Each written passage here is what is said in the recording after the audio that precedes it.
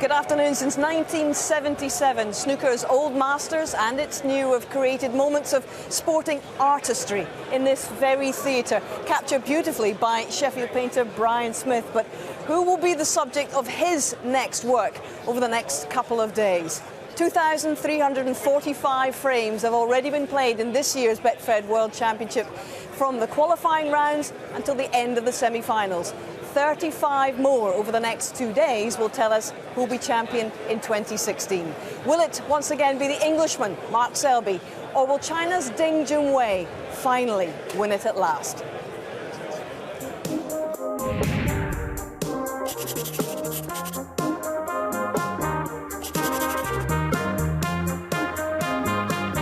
So this is fabulous stuff from Ding Junhui. Ton up again.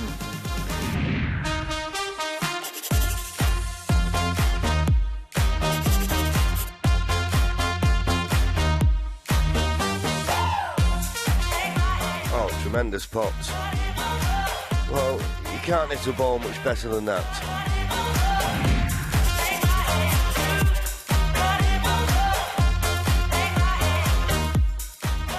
Well, you can't strike a ball better than that. He looks full of confidence now.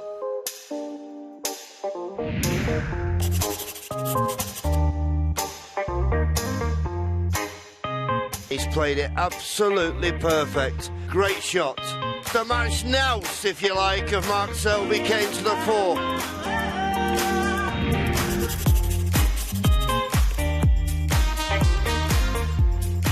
We maybe have a new favourite for the tournament, and he is definitely a major contender.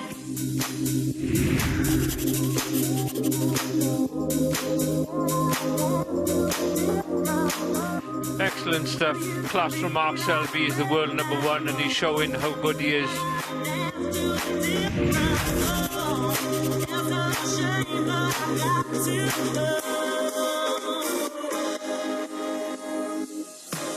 A record-breaking 7 centuries from the Chinese sensation, and he gets himself into his first ever final.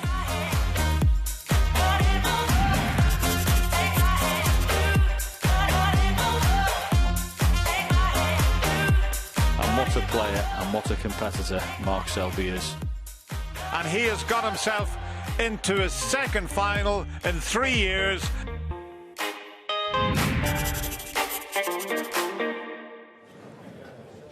Well, ultimately, it's not about how you get to the final, as long as you do, Stephen, isn't it? But if you're looking at the form guide of the two players to get here, you'd have to say Ding Junhui's been in better scoring mode. Oh, without a doubt, he's been the form player, and of the 4 semi-finalists, he played the most impressive snooker. Although Mark Selby was brilliant in the last session last night, I think a world #1's winning mentality kicked in. Well, that's the thing with him, isn't it? I mean, he's cracked the code of how to be a top-class match player a long time ago, and you know you're always up for a tough match. Absolutely, and he's been able to come through this tournament a lot of the time winning ugly, not playing well. But the fact, as I said, that he's got that mentality, so he just doesn't want to lose, and you don't get to #1 without having that. Now, he's been in 3 finals, Mark. This is the first one for Ding. I know Ding is an experienced match player, he's winner of the UK and the Masters, but this is different. Yeah, but this is the biggest occasion. I remember my first time in the final. I think you just got to enjoy it. I think Ding will come out and be thrilled by this atmosphere, and as I say, he's been playing so well, and if Mark Selby, he needs to keep him off the table, because if he gets on the table, he's just going to clear up every time. OK, that's the views of the 7 times world champion. Here's the views of the players themselves. Everybody want to win. No one want to knock out that first one. So it's a really bad feeling. The year I lost to Michael Worsley, this time I did it. I played quite simple snooker, just go for the shots. But I think a lot. Try to play quicker, or you still think too much.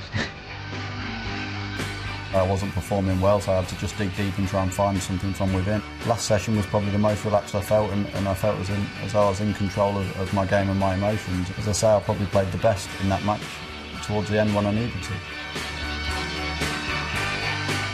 He's never give up. He just keeps scoring. It doesn't matter how much. It's 8 or 10, 20, it doesn't matter. Everything he could do. So that's the tough guy to play.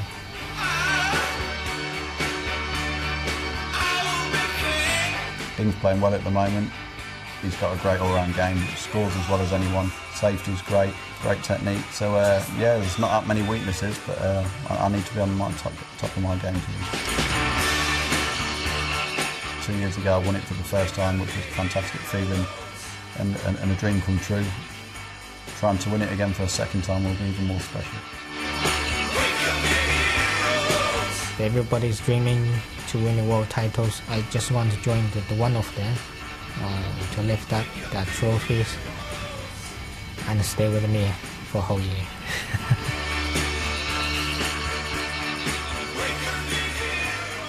So the 2014 world champion Mark Selby against former UK and Masters winner Ding Junhui. This is the 32-year-old Englishman's 3rd Crucible final, as you've been hearing. It's the first for Ding, and indeed for any Asian player. Almost 30% of the entire TV audience in China yesterday watched him win his semi-final in blistering style. The 29-year-old will have tens of millions tuning in to support him right now at what is 9 o'clock in the evening, Beijing time. Now, there's nothing between these players in previous matches, 10 wins apiece, and the bookmakers can't separate them either.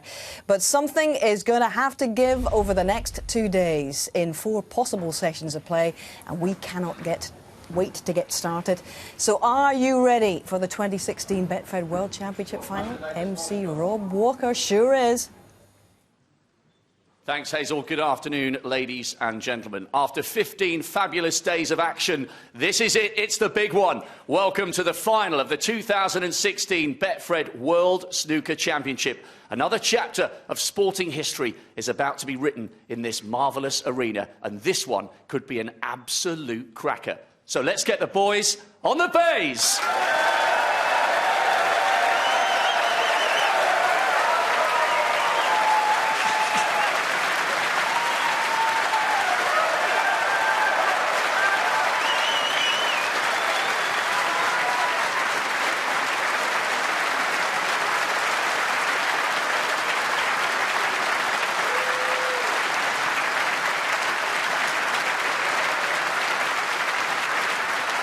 Here comes yesterday's record century breaker.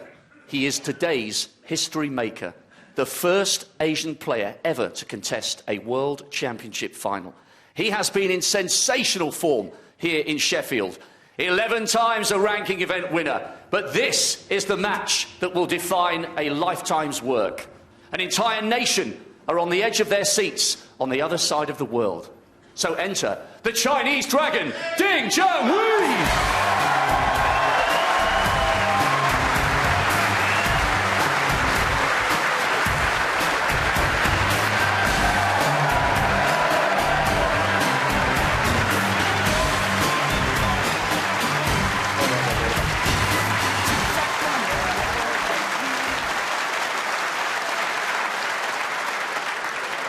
And his opponent, a player who is already regarded as one of the game's greats. He has incredible mental strength, even under the most extreme pressure, as he proved once again late last night against Marco. Already a Masters champion, already a UK champion. Here he is, bidding to join an illustrious list of multiple world champions here at the Crucible. He's the world #1. He's the jester from Leicester. Here's Mark Selby!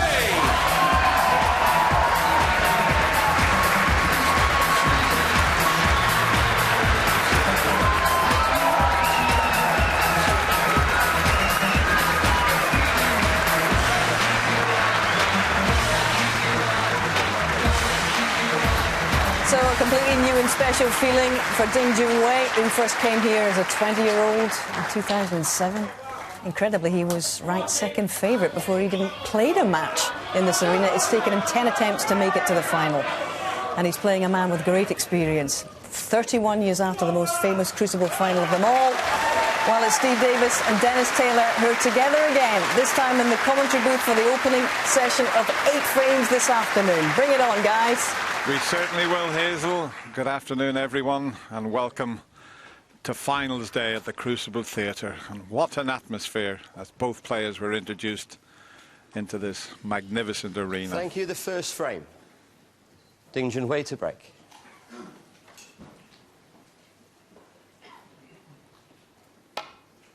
Every player's ambition when they turn professional is to become world snooker champion. Mark Selby achieved that a couple of years ago.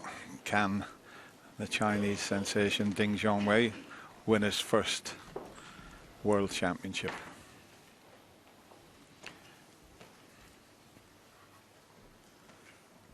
Now, late last night, after his semi-final victory, Mark Selby had a new tip put on his cue, a brand new tip, it has to be said. Be interesting to see how he starts off this session. Not the best safety shot from Mark, but it does take a bit of getting used to the new tip, Steve. Well, I've got to say that must have been because he felt that he couldn't play at all with the tip he had on. It's a nightmare scenario to have to change a tip at such late notice in the tournament.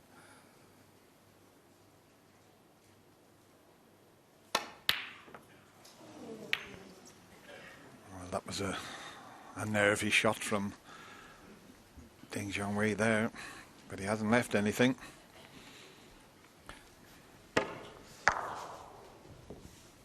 Great air of anticipation in the crowd before the start of this match, and a fantastic reception for both players. Yes, it's England versus China, but I think the Crucible crowd have taken Ding Junhui to their hearts over the last few years.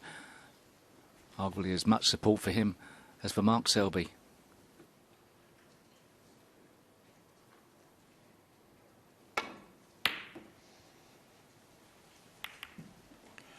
Nothing to pick between the two players. They played each other on 20 occasions. It's 10 each.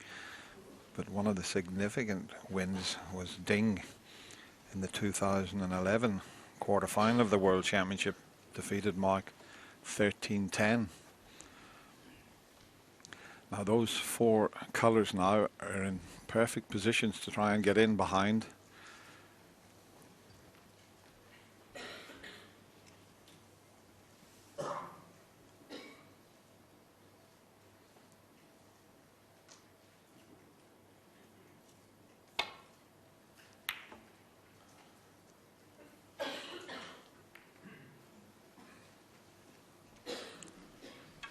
I think the fascinating thing about this match-up, Dennis, in the final is that nobody's really got a clue what's going to happen. Nobody's even got an inkling. There's no track record as such that's sticking out there, and you can pick a winner, but it could go horribly wrong. Well, this will test that new tip. It's the type of shot he's so good at. He punches these in around the back of the black. This will give him a bit of confidence.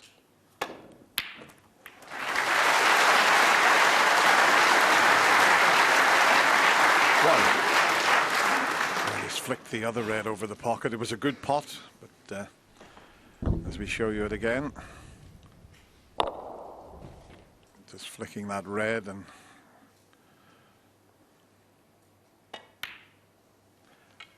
now an early chance for Mark Selby.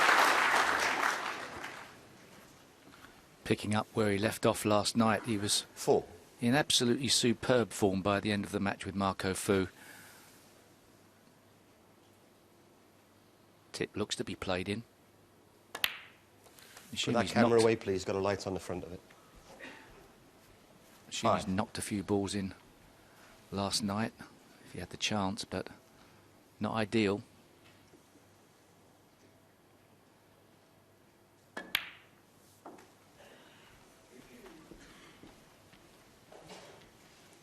mean, we're assuming it's a new tip he's put on as opposed to an old one 11. played in that you know, you had sort of stored up ready for emergencies. Didn't have one. Bobby, his good friend who's with him, said it was a brand new tip that was going on.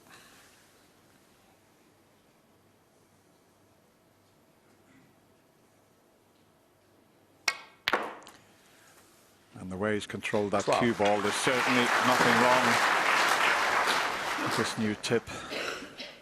And of course we've got a brand new cloth on the table as well. As play finished last evening, they were dismantling it to put a brand new cloth on.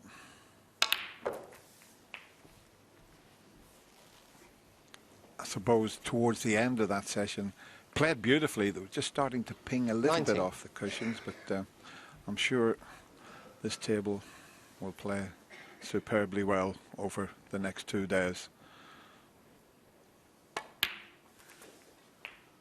20. Impressive start. Bit closer to the cushion than he would have liked, though.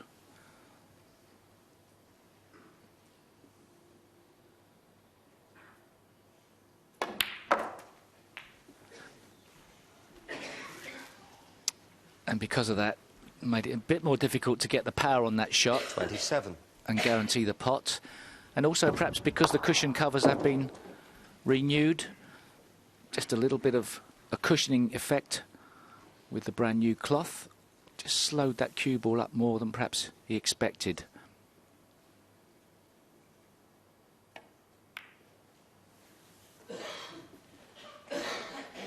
Mark Selby, 27.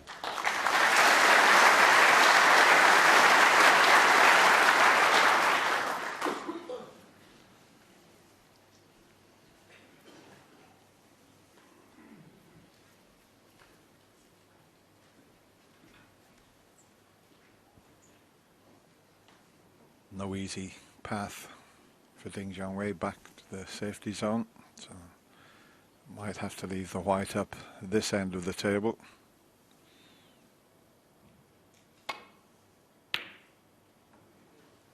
Which is what he's done. That's what we call the dump shot, introduced by Cliff Thorburn, where you leave the white up this end of the table and you just dump the red up the other end. I'm talking about Cliff Thorburn, there he is. Hey, look at that, he doesn't look any different. He's been over for a few days. He looks exactly the same as this photograph. I played him in 1972 when he came over, and we've been best buddies ever since. And he's got his name on that beautiful trophy.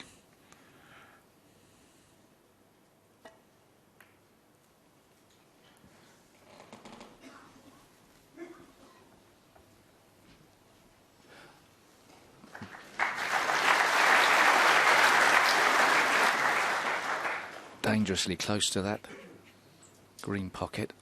That would have been a mistake. I assume he played it a bit thinner than that, or attempting a bit thinner than that.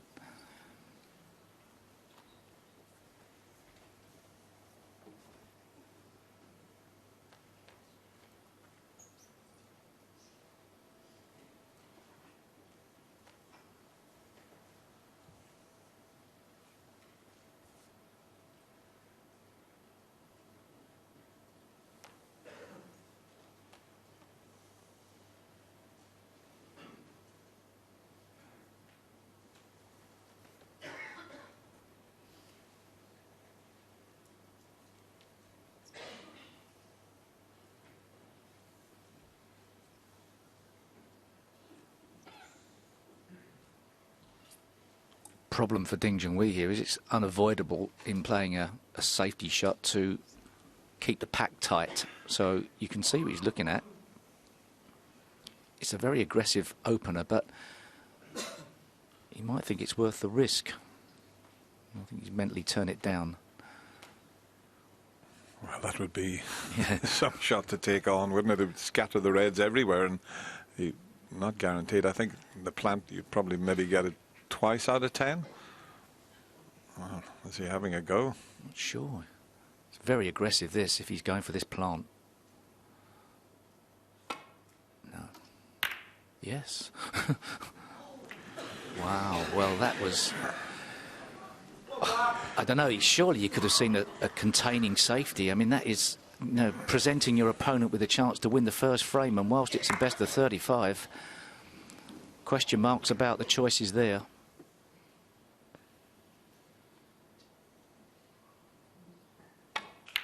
He had a straightforward safety shot down the right side of the table as we look at it, but elected to take on, well, I said I thought it was 2 out of 10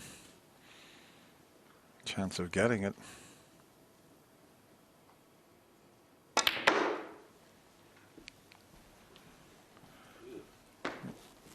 He's okay. He's dropped the chalk. Has it gone right underneath the table?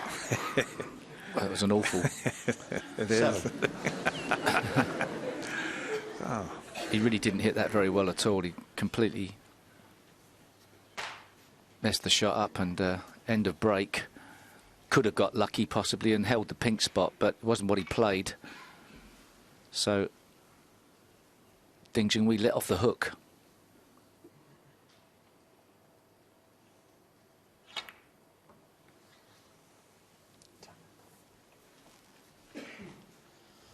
Mark Selby, 7.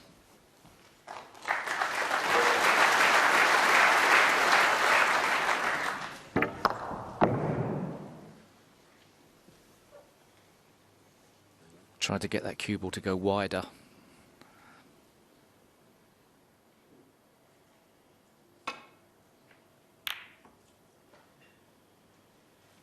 Good safety shot from Ding Junhui.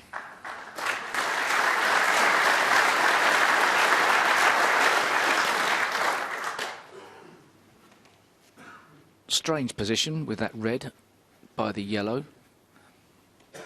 Not sure if it goes into the green pocket. An attempt to try and get back up the table with the cue ball and push the red up the table. He's a bit wide on this. He's just got it past the pink, and he'll be very happy with that.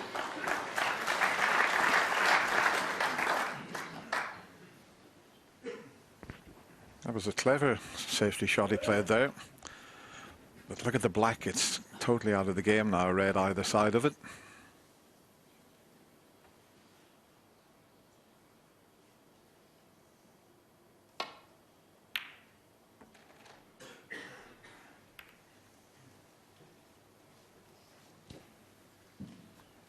Might just take the chance to free the black here, play the red next to it.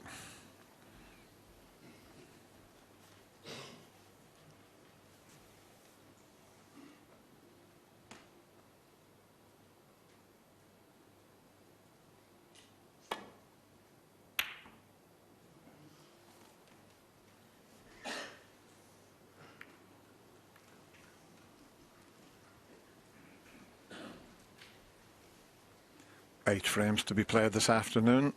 There will be 9 this evening. Playing the outside red at the bottom here. I don't think he's playing the one by the pink. Could knock the black into play, possibly. Tried that. That was quite an attacking safety shot, and he's got a good white ball.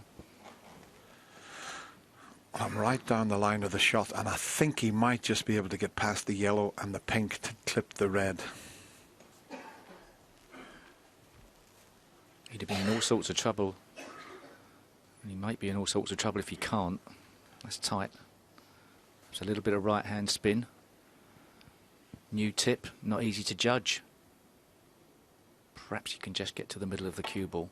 Yeah. but a mistake and a chance for Ding, although if that yellow's in the way, it's more awkward, and also the positional play is even more awkward. I think if he pots this, he might double kiss that red, and he could head up and leave the pink on. Well, he could play it slow and try and see if he could hold for the black. That would be a shot, wouldn't it? Trundle it in there, the cannon on the red, and leave yourself on the black. Perhaps not. Slow drag shot or power screw back.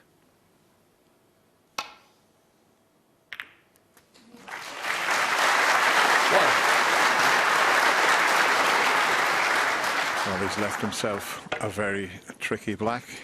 He didn't get the double kiss, but this is a key shot early in this final.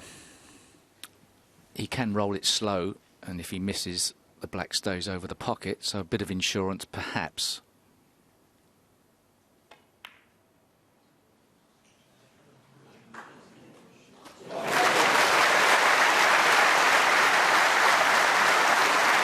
Did touch the cushion on the way across, as you see here, but the pace 8. let it drop into the pocket. Brand new cloth helps no end in the pocket swallowing the ball up, regardless of the size of the pocket.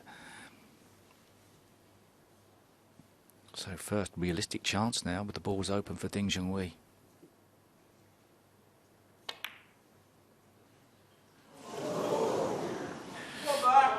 Ding Junhui, 8. But they're not that big.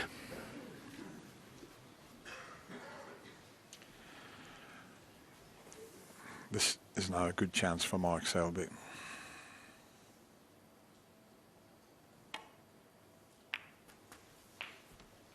One. You can tell straight away as it caught the near jaw. It was never going to go in.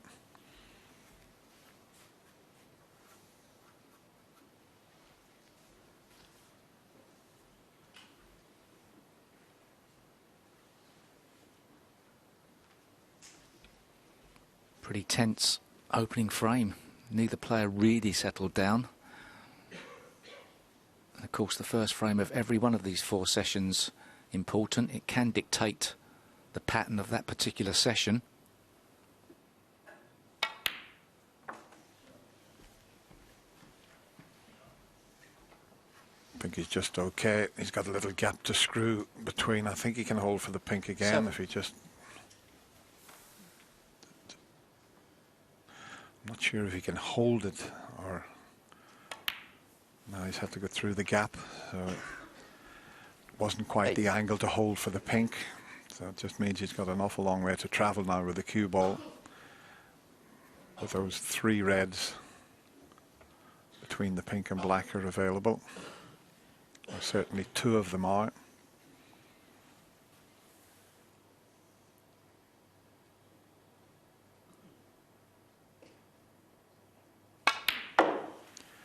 Bit straight on the green, so he's had to come down the left side of the table. 11. He's looking for 68 points, as you can see there, to leave Ding Junhui needing a snooker.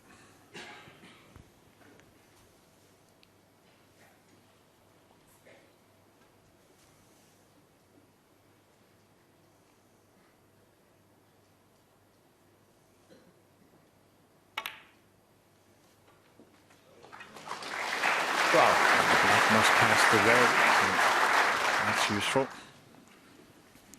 Just a bit shy of pace, but he's okay. Perhaps that top cushion playing a little bit slower than it has done. 19. Stored in the memory banks of not just Mark Selby, but Ding Junhui will have noticed as well.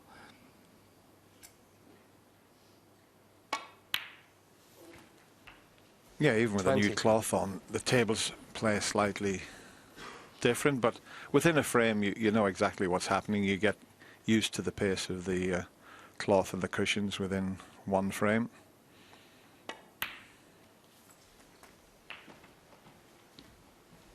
Already 52 in front, so a couple more pots as he glances at the scoreboard 26. there. That will tell him that he's a few pots away from securing this opening frame.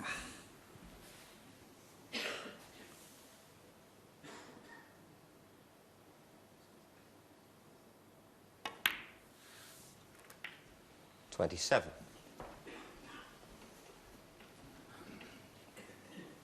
Well, Mark Selby hasn't been in blistering form in this tournament. He did up the pace and go through the gears a bit towards the end of the match with Marco Fair in the semi-final. And timing is everything, as he timed his run to 34. perfection.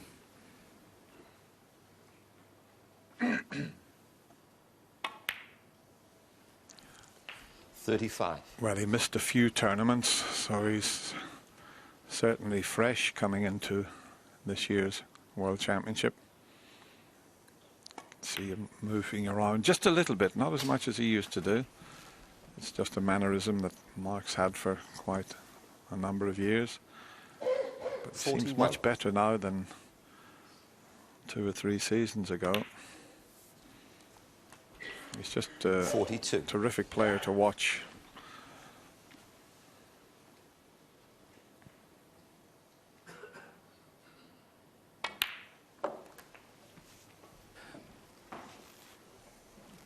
Yes, he can 49. become very machine-like, as can Ding Junhui. Bit concerned about 50. the aggressive plant that Ding played. I hope that he hasn't got a game plan to try and attack too much, to try not to get stuck in a tactical game. The trouble with that type of mindset is the balls 56. dictate a lot of the shots. You can't just make things happen. 57. Well, that kicked, and the red still flew in the pocket there, even though it hit the cushion. Let's have a look at this. There's it bouncing, but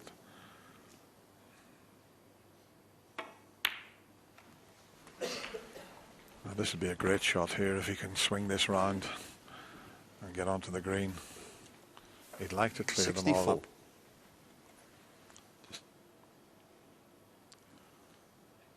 That's what he's attempting. Superbly played.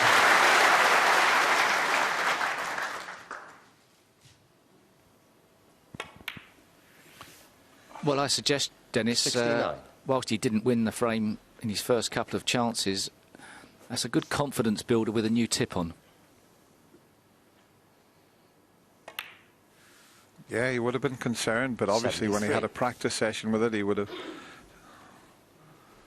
known straight away if the tip was any good or not. Sometimes you can get a bad tip, but there's certainly nothing wrong with this one. And look at the spin he's got on that. 78. Little exhibition, positional shot there from the world number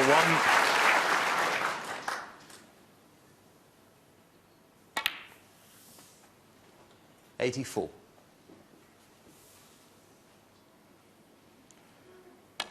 Well, Mark Selby needed a couple of chances. Ding took a very risky plant on at the beginning, and he looks in fine form. The world number 1 takes the opening frame. It's 1-0. What a start for Mark Selby. And you've got to ask, how big a gamble is putting a brand new tip on your cue after your semi-final last night? Massive. I mean, he wouldn't have done it hadn't there been a problem with the one he had, that's for sure. But, you know, it's the feel has affected everything about it. He's played half an hour straight after last night when he must have been tired when he finished. He went and had half an hour's practice with it to try and break it in. He had an hour and a half this morning.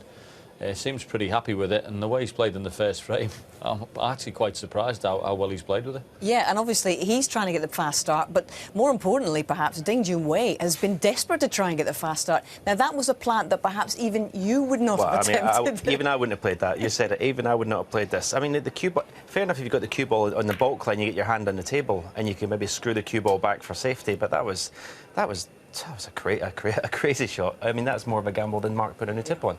Yeah, I mean, he had a red on it. You can see on there, he had a red on the left-hand side of the screen. If he plays that full ball and runs the cue ball to the top cushion, can't leave anything. A couple of nervy shots from Ding there. The first long pot, medium-length long pot, he hit very hard. Missed a comfortable red along the cushion. So it'll be interesting to see how long it takes him to settle down. Mark's a very different character to let's say, Alan McManus. Ding would have fancied winning that match, no disrespect to Alan. This is the toughest test Ding could get in the final. Well, he knows he's got to make a fast start here. And interestingly, Neil Robertson has been tweeting this morning. He says Ding must score from his first chances in frames. If they go more than 20 minutes, Selby will dictate. Yep. Back we go.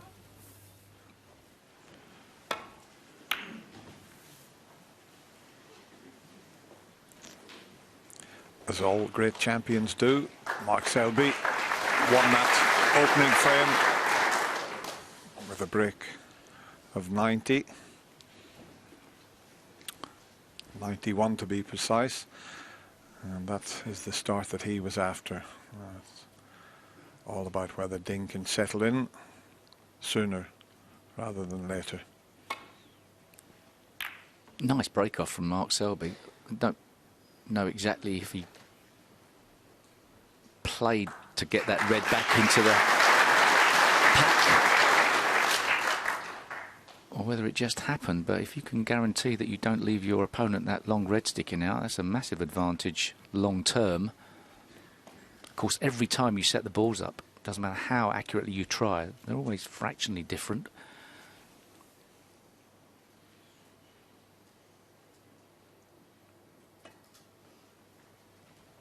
This is just going to slide off the edge of the pack, but I think it's going to be okay. Might have given Ding a sniff. Just past the black. Not an easy one, though. Yeah, there was a few occasions in the semi-final where the ball was sliding off the cushions between Mark Selby and Mark O'Fu. That one just did slide a little bit. That's why he misjudged landing in the bunch there. It's actually gone far enough. You can see a red into the right corner. It's an easy starter. It's just a position.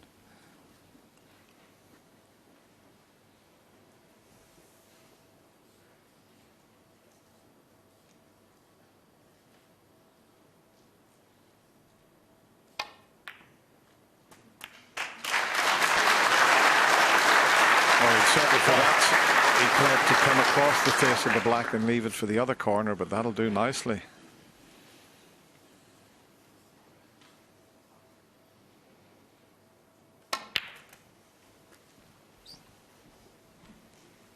Yeah, and last evening's semi-final, the number of times off the break-off shot, Steve, you were talking about there, where the black was being tied up, a red was going either side of it.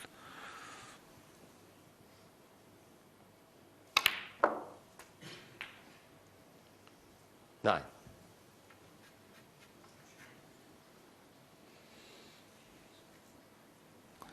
He's not got too many reds to work with before he's just left with a pack, so he'd like to get some type of shot on a red to split the pack, keep on the black. Not ideally placed on this situation to open the pack up.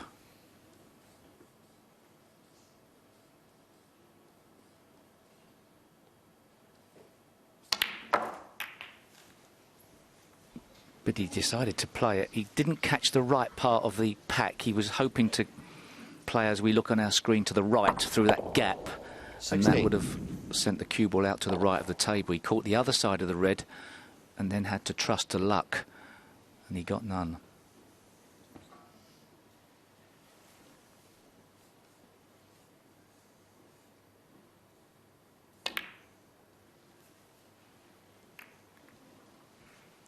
Ding Junhui, 16.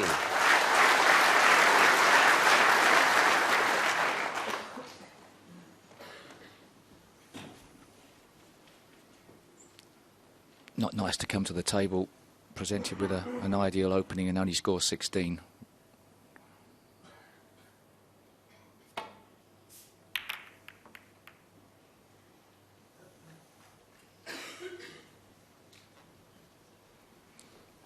Cue ball creeping past the brown there has made this shot a problem for Ding Junhui. Mark Selby's safety at the end of the match with Marco Fu was quite incredible.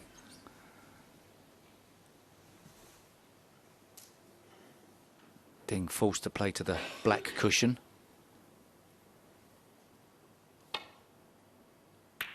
He's caught this a bit wide. Oh, and he didn't want to hit the black. So far, he hasn't settled down at all here. Wasn't a wrong shot, he just missed-hit it, so unquestionable decision in the first frame. And he's on the back foot already. Mark Selby would love to capitalise.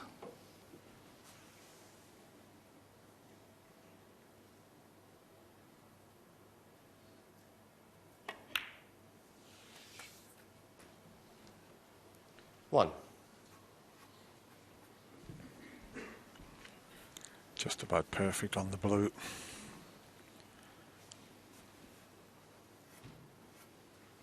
Just looking at the reds, they're all covering each other somewhat. There's a few of them that are potable. Just having a little look to see if you could play a cannon and bring a few more into play. Yeah, I doubt he'll go into these that hard. He'll try and play a controlled split, if at all. He might even try and steer clear of this pack and not trust to luck. And I think that's a very good choice if that cue ball comes round the table far enough to be past the pink. 6. Bit shy of pace, perhaps that top rail just playing a bit slower.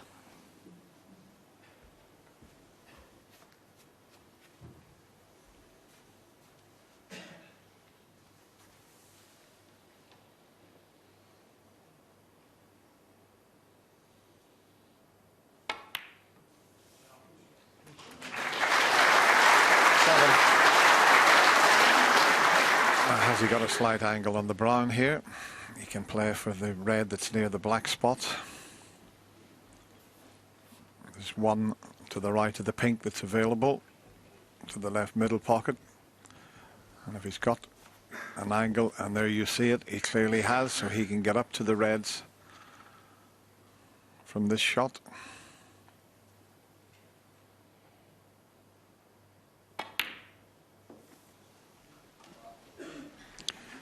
Now, if he's played that in such a way, he had a choice of the reds I mentioned, one to the left middle, one to the left 11. corner. He'd love to get on the black, get it back on the spot, but not until this red's removed that's to the right of the black.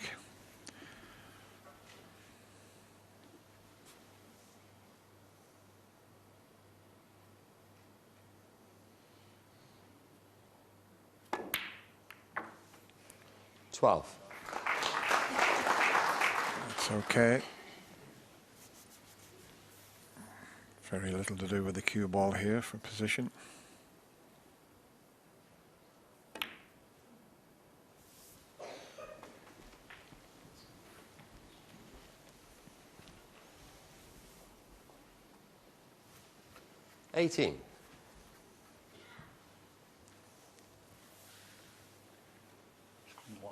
Yeah, sure.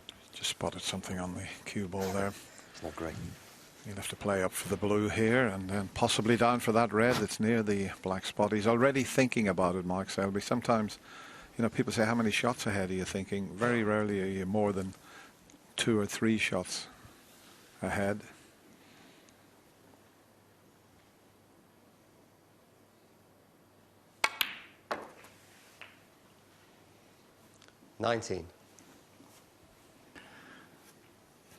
Well, he didn't go into the reds the last time. It'll be interesting to see if he plays for that loose red and then tries to get the black back on its spot. He's got a choice. He can play the cannon this time. He refused it previously, but it just depends how he feels here. Yeah, the red to the right of the pink, he hopes will open things up nicely here. Flick the pink, didn't want that, a misjudgment. And for all of the good hits he's put on the cue ball, that would have been the one he would have liked to have gone right. So now It's going to take a good shot to keep this break going. I'd like to be playing the safety shot, I think, down the table. He's got his opponent in a bit of early trouble, so keep it tight is perhaps the order of the day.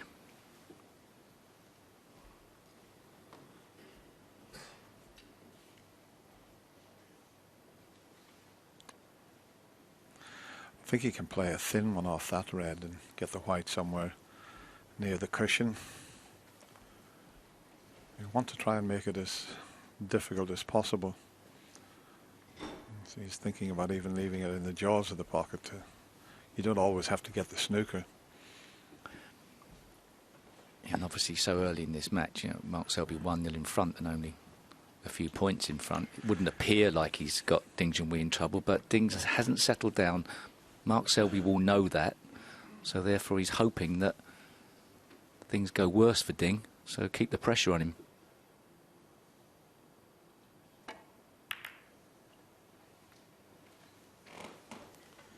Mark Selby, 24.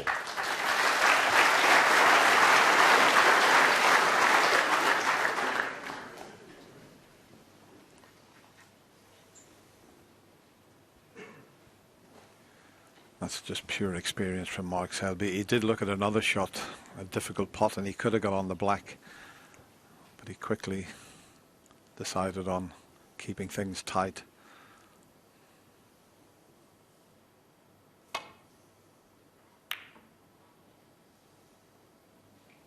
Needs to miss the green here. Make sure the phones are on silent, please. Just means it's an easier safety shot for Mark Selby. Paul Collier just telling some in the audience to keep your phones on silent. I think one of these days we should ban the phones from coming into the Crucible. Like the Masters Golf in Augusta, you can't take your phone in there.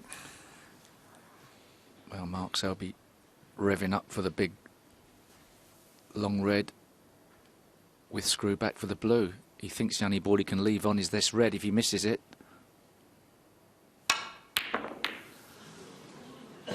That's what he thought. He had an easy safety shot there, and this time Mark decided to... Getting away with it. He's got away with it. Well...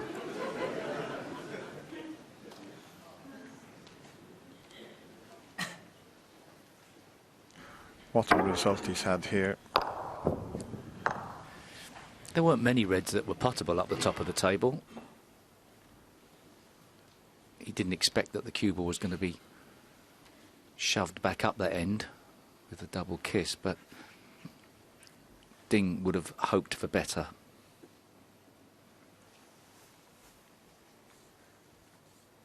Was he playing the cut? Can he cut this back into the right corner? Oh, well. Well, I think that's 1 each in the luck department. I think Ding Junhui was... He was a long way out with a cut, though. Yeah, but I think it was a bit of frustration, the fact that Mark got away with it, that forced him to take that on, but he's had a slice of good fortune. Misjudgment. I think this is very much at the moment advantage Mark Selby, even though it's very early in this opening session.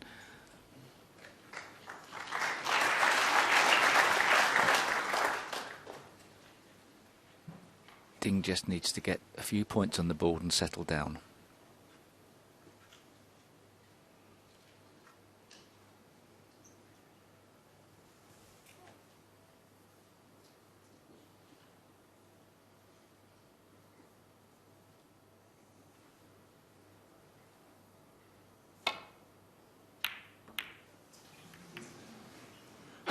And he may have got away with this again. And I think at first glance he has.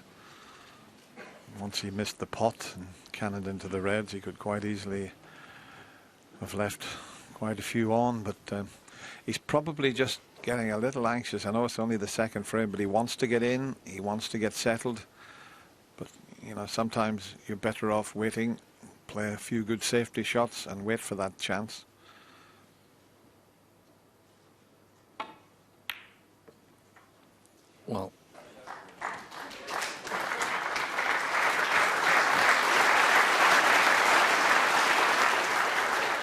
Without doubt, this is the biggest match of Ding Junhui's life, and he just needs a clear head. And not easy to have a clear head if you're on the bottom cushion all the time. It's a little bit like playing you, Steve. You used to spend most of the match striking from the baulk cushion.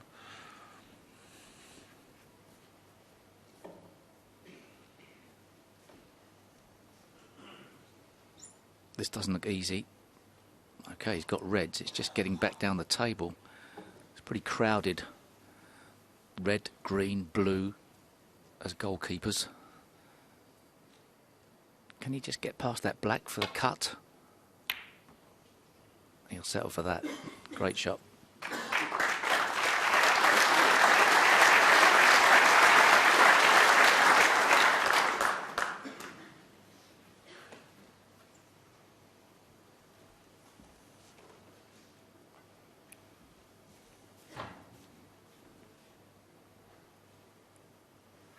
I know this is best of 35, but these are quite tense moments, I feel.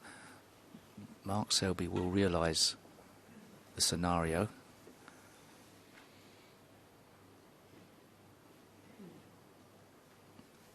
But he's got to keep Ding under pressure, and he's got a difficult safety shot here.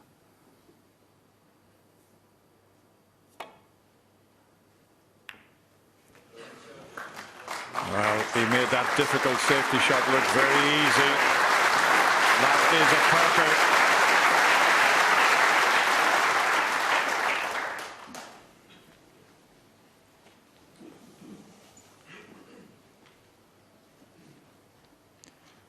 And Ding just, well, you could say maybe just psyching himself up a little bit there. He's in for a tough final. He knows that.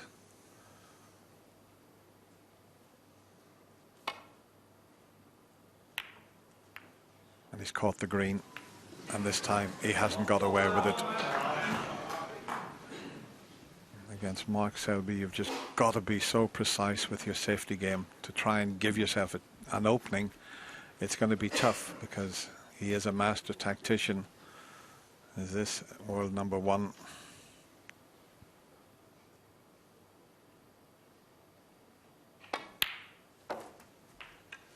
One. And he's got them sitting pretty now.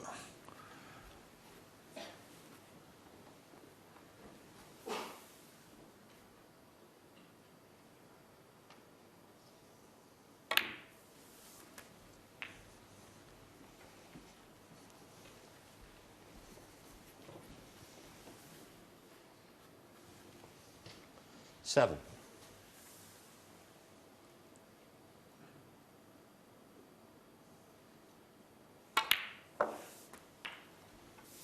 Eight.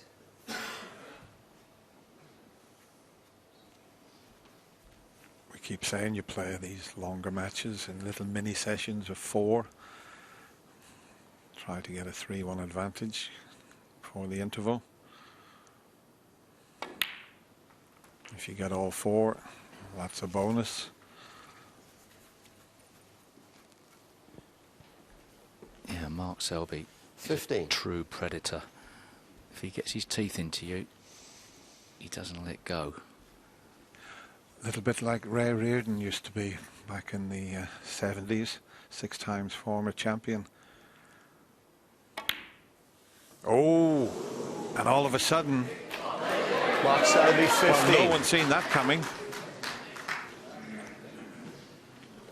He had them at his mercy there. They were all sitting pretty, and then all of a sudden, he puts it on the far jaw. Now then, this is the first, as we show you the red hitting the jaw, first real chance for Ding Junhui.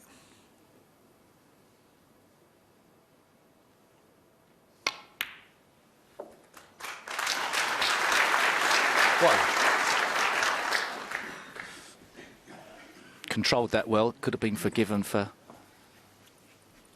choosing pink or blue there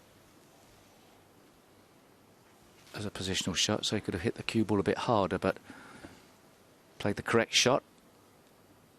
Just a little roll through.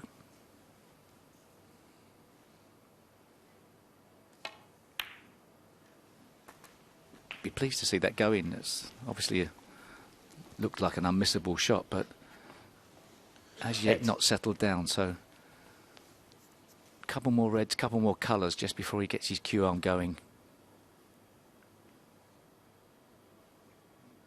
And you can see he's still not settled. Badly placed now on the pink. Did well to go in. It's a big blue to take on, and the pink's not that good for positional reasons. Might be able to take the pink on and play a cannon on the second red. That will stop the white from going way up the table. We must make sure of the pot.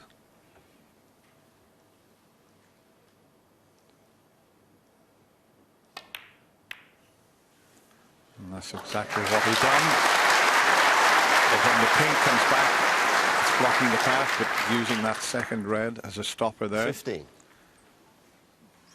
But there's still one between the pink and black that is on.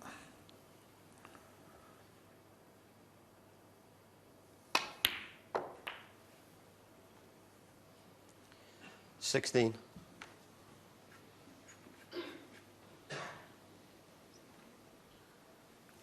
Still got the problem of the two reds on the top cushion to resolve at some stage.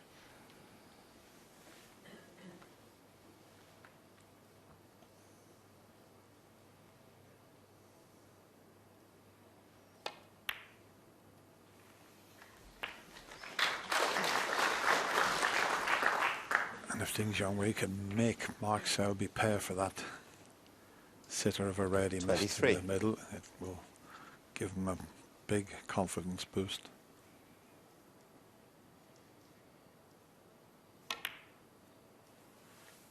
But as Steve mentioned, 24. It's all about those two reds that are near the cushion.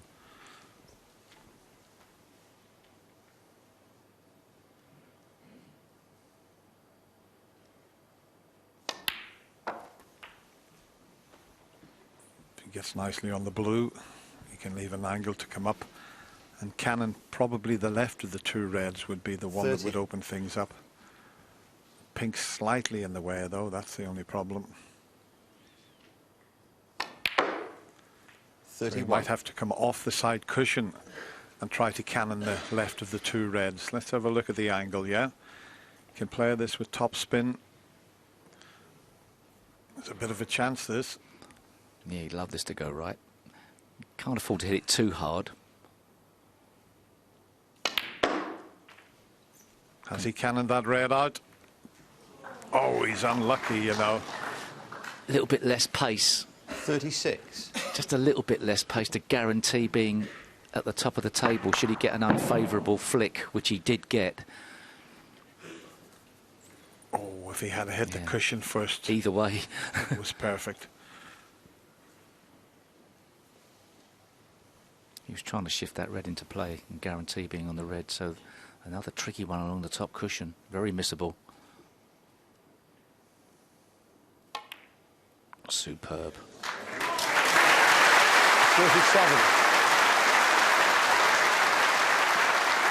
Well, it looked a simple shot, but that was the best shot of the match so far. That was a little beauty he's played there.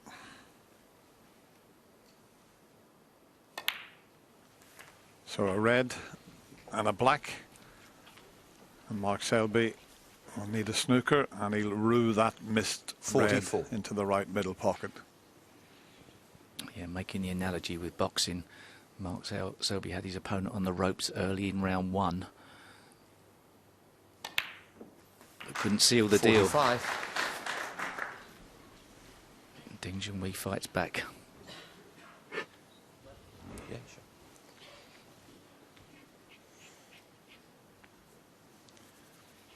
He'd love to get on the yellow, but it's all about making sure the black goes in to leave Mark needing that snooker.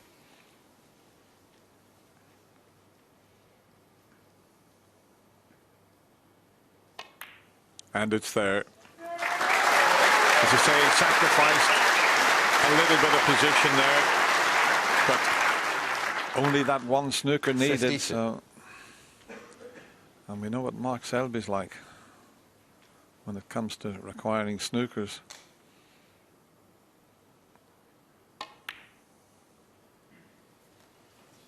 And this looks good. Cruising way 52.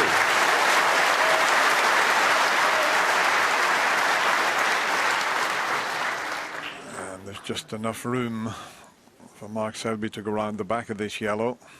So off the right side cushion, fault cushion. He'll be hoping to send the yellow back up the table with a possibility of getting a snooker back, but he could slip around the back of the yellow.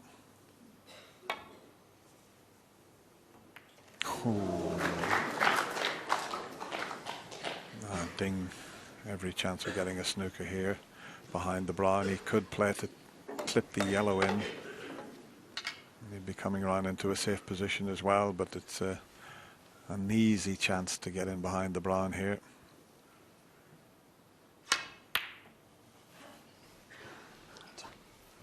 That'll do nicely.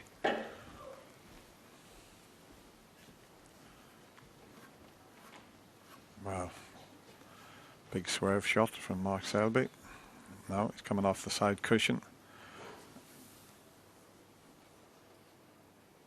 White could go in the pocket here.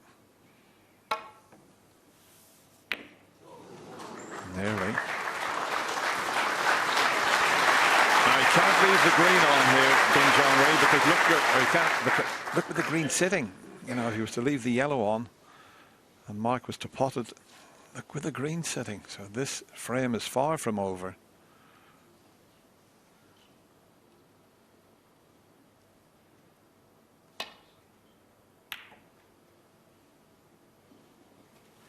He's got him snookered again.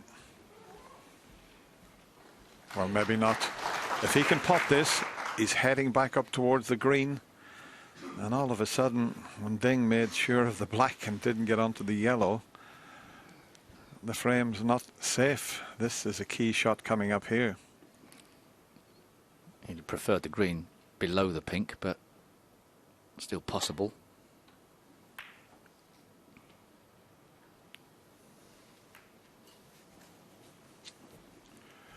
I thought he could see enough of the yellow to take the pot on, because if he pots the yellow with the green placed as it was easy to get a snooker in behind the pink. But they're still well placed for snookers.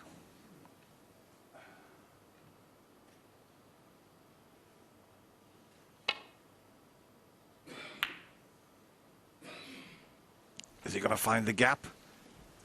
He has. How did he find that gap between the green and the pink?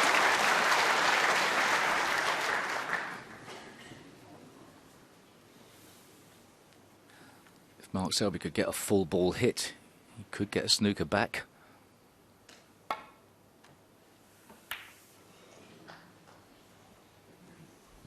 Shows you what I know.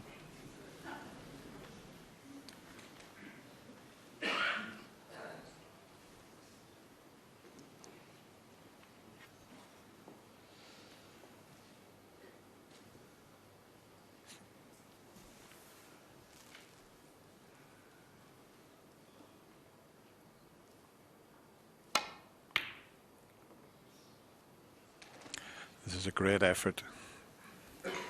A terrific effort from Ding Junhui. What a shot that is.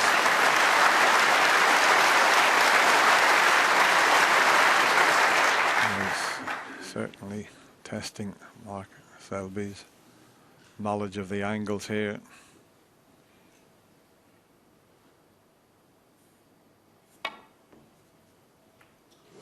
Another thin snick. I think he can get to this with the rest. The blues, a slight distraction.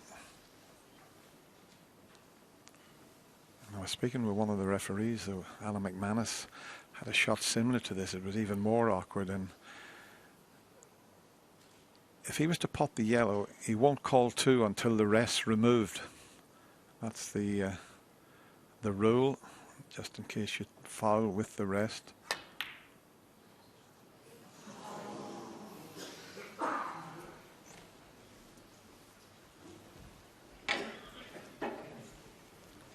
It's the player's responsibility to get the rest out of the way in an awkward situation like that.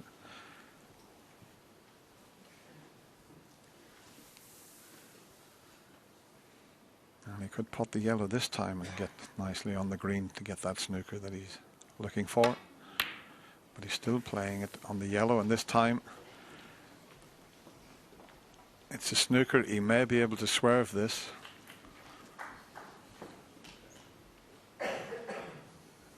Yeah, and there you can see it. Just watch the cue ball as it bends around the brown.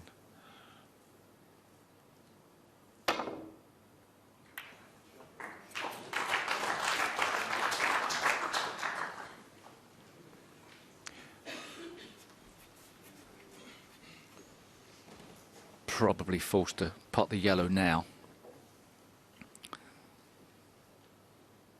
Green's not as ideally placed as it was.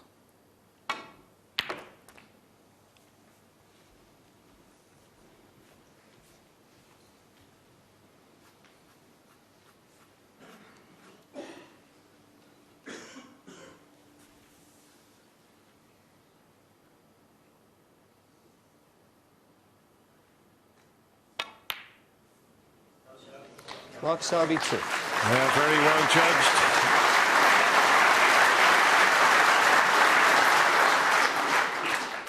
Especially with a brand new tip on the cue, to judge that delicate little screw shot in behind the pink was first class there. And now it's a must hit for Ding. He's now thinking, when I potted the black, maybe I should have played to get on the yellow.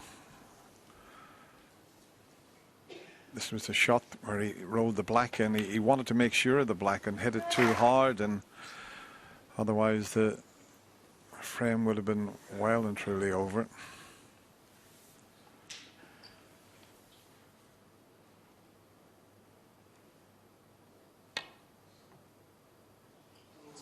Foul. Mark Selby 4. He might have wanted to hit that a bit harder to try and guarantee the angle, but he had to also play with an element of insurance that if he did miss the green, he wasn't leaving Mark an easy pot at the green. So sometimes when you play slow onto a cushion trying to escape, it sometimes seems to be harder to judge. He's back in it. Well, really, it's what we call now a green ball fight. You'd think whoever gets the first chance to pot the green would win the frame.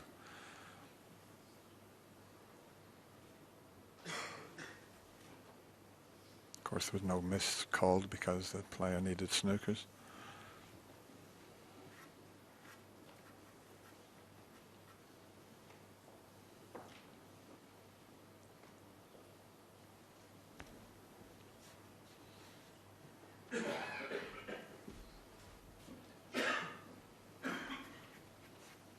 Well, he seems to be looking at the potting angle of the green into the right middle pocket and to take the white all the way around the table to get on the brown. I mean, that's what he's looked at. What a shot that would be. He's tried it. It was risky. Is he going to get away with it? Is he lucky? Is he lucky? I think he's got away with it as best he can. Yes, Ding Junhui's got a couple of options of corner pockets or a very thin snick, incredibly thin snick into the middle pocket. I think he's got to attempt this into the right corner, and well, he can play it thin. He's playing the thin green.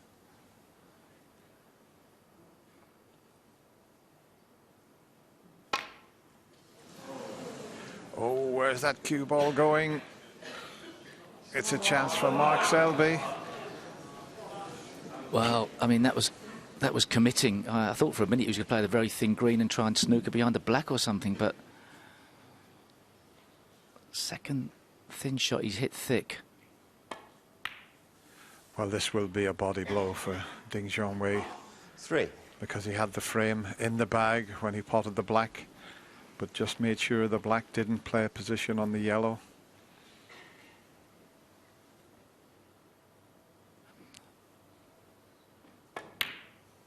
He must have felt the green was 7. More or less a certainty. Otherwise, if it was risky, then you should have played the green into the corner, screw back for safety.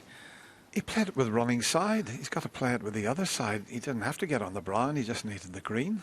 Strange choice that was. Well, you'd expect Mark Selby to clear up, but it's still not certain.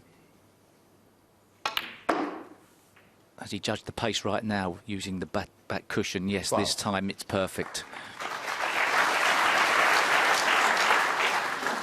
An early steal, and this would keep Ding Junhui under severe pressure very early in the final. 18.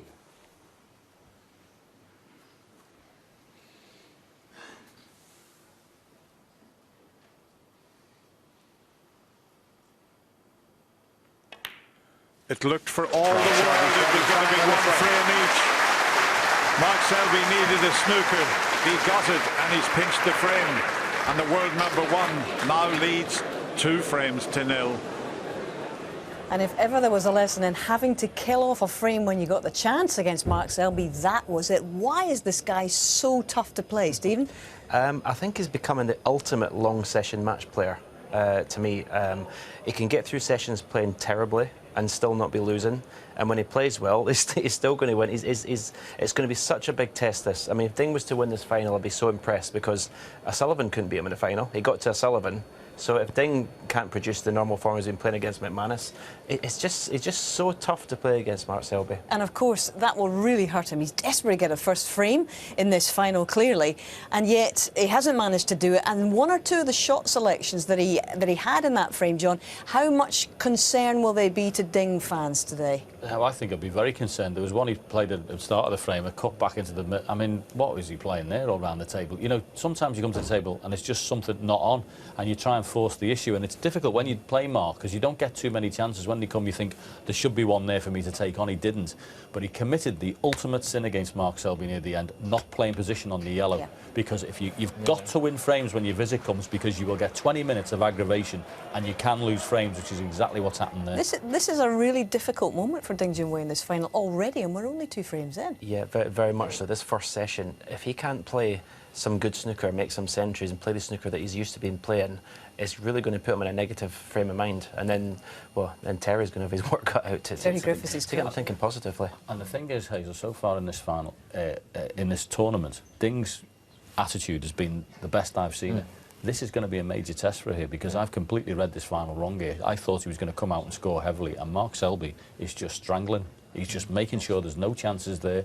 Even he's not been. It's what he does. You know, he is the human boa constrictor. You know, he gets you, and he'll just keep going. I would hate to play Mark Selby in long session matches. I really would. If you don't get into it early, you're going to be in for, like, it's going to be torture for Ding Junhui. And I have to say, you know, it's the same arena, the same one in which he made a most number of points ever by a semi-finalist. He made 7 centuries, and today he is under it from the word go.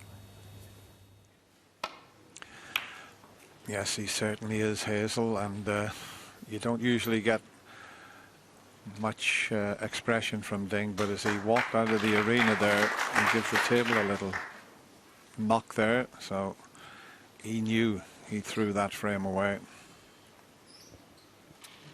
Yes, there'll be a few 100 million fans in China biting their fingernails at the moment, because they know Mark Selby, they know what a tough match player he is. And I think the thing is, for every part of the fact that Ding Junhui has played great in this tournament, when it boils down to it on a snooker table, it's the right shot at the right time that usually wins the day.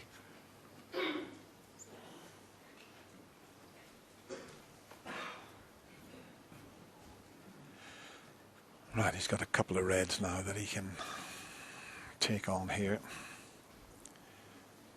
He looks to be marching around the table, so he's certainly trying to get himself thinking positively. This is not straightforward with regards to position.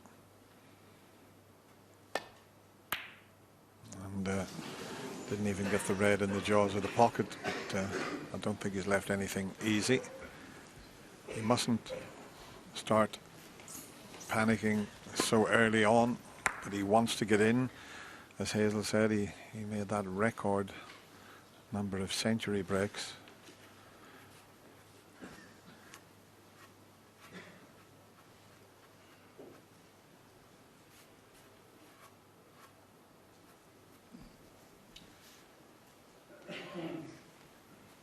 Nothing, I think, on for Mark Selby, even some type of speculative shot.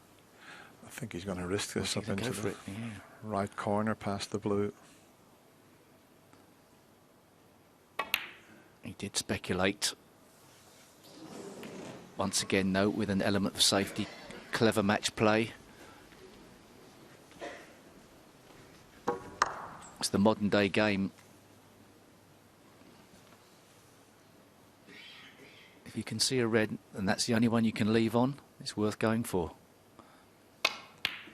Even if it looks a risk. Excellent shot from Ding Junhui.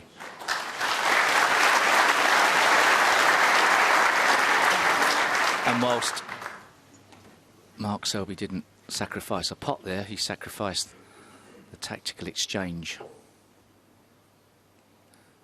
At first glance, Dennis, it's going to be tough to guarantee this one's safe. Yeah, with the reds open. Nothing easy to land on.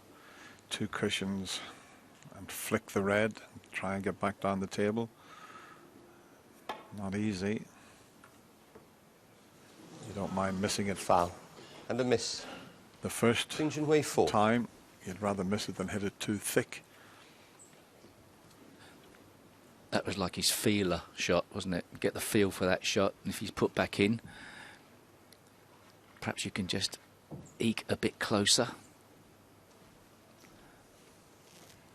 Oh, don't know exactly what Ding's looking at here. Why doesn't he put him back in again? Not too sure. Surely he's got to put him back in.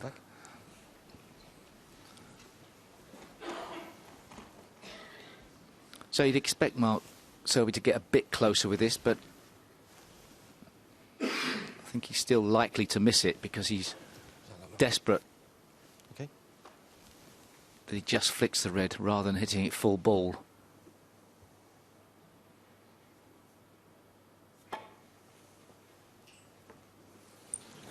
Nowhere near at the moment. And a miss. Of course, he can have as many goes as he wants because there's no red on that he can see. Ding back looking to see this is a slightly easier chance, but if he's not guaranteed a colour, keep putting it back. And it's the type of situation for Mark Selby that he's happy sacrificing loads of points to get that shot right, because he knows if he does leave Ding Junhui at the top of the table,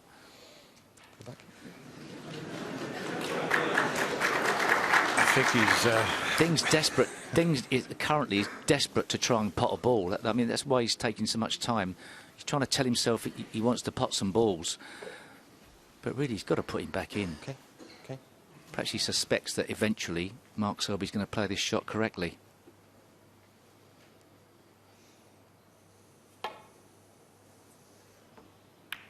A little bit like that.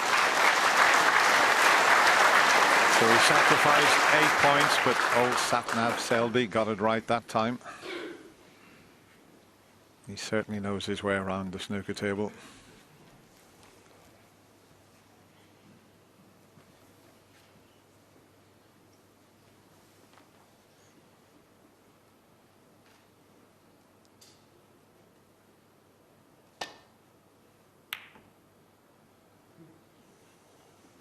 Well, he's pushed the red on and he hasn't got the snooker and the blues over the pocket. If he can get this around the back of the red, that's just behind the black, he'd be powering this in. I mean,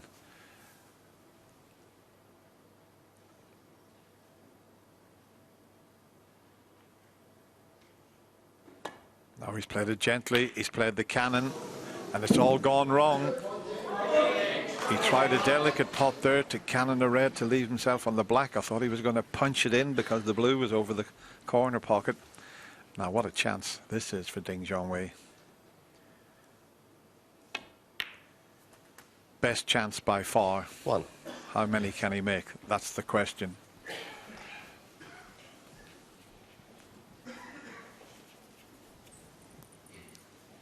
The first shot he's got right. There's that red just a bit too wide. You can pot the black and clear the black spot.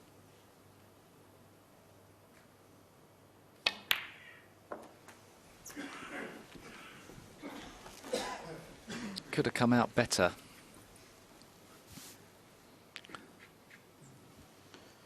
Eight. I don't think he's the right side of this red, and he's got to be careful he doesn't pot the red and slide past the one to the left of it and then not be on a colour. So the position he finds himself in, whilst it looks ideal, needs a bit of resolving. It's a horrible angle.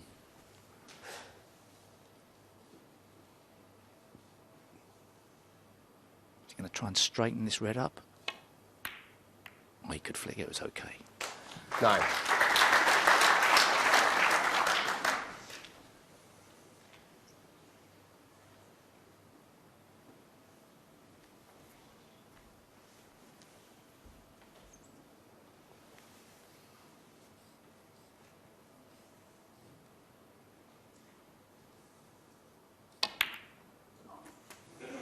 Oh, that's a terrible shot. He thought he was going to miss that red. He could have screwed into that red and pushed it on, but he thought, I won't cannon the red. But as soon as you hit it with pace, he's 60. accidentally just clipped the edge of the red. Well, he potted it wide as well, which meant he got a bit more angle on the cue ball. So another cut. He's missed 2 already.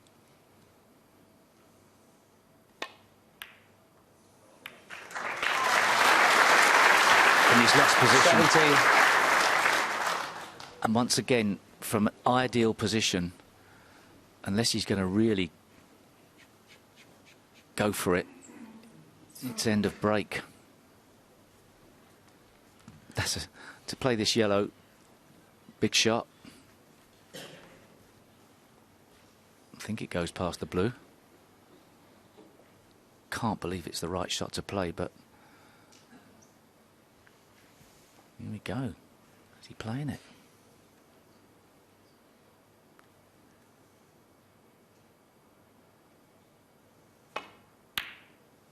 Oh, great shot.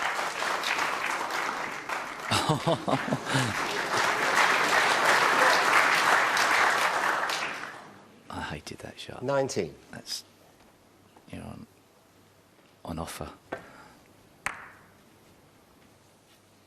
Did well to get position at all. Yeah, he's having to work really hard. He hasn't been in ideal position for the last 3 shots.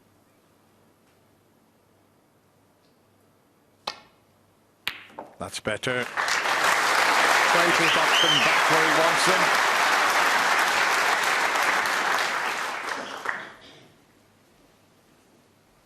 Big shot, that red. I mean, the yellow was a big shot, but that consolidated things.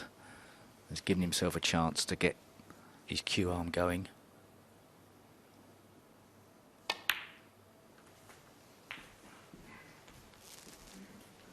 No. Oh, does that red go through the gap? Yes. 27. His body language looked like it was okay, but...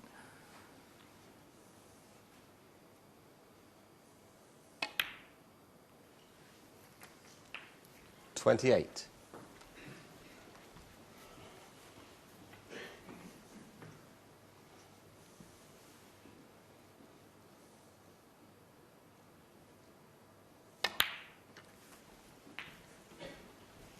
Well, if he can get himself out of this mini rut early on and come out with 35. A reasonable scoreline at the end of the session, that yellow could be a big turning point for him.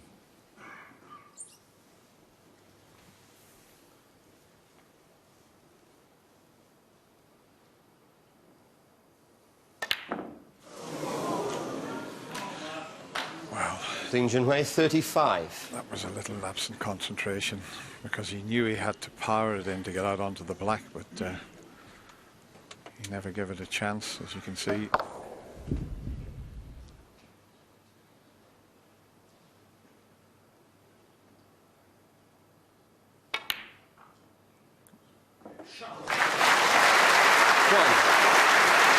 all of a sudden, a chance for Mark Selby to get right back into this third frame. A chance he didn't think he was going to get, because Ding was starting to look good until he hit that one a little bit too hard. 8.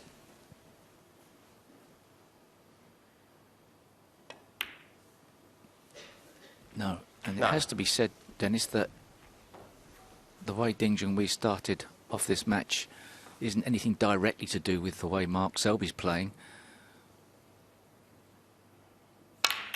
Mark Selby's just done his job. What a great shot that was to open the pack up. Cue ball went into the balls and then backspin again on it. 16.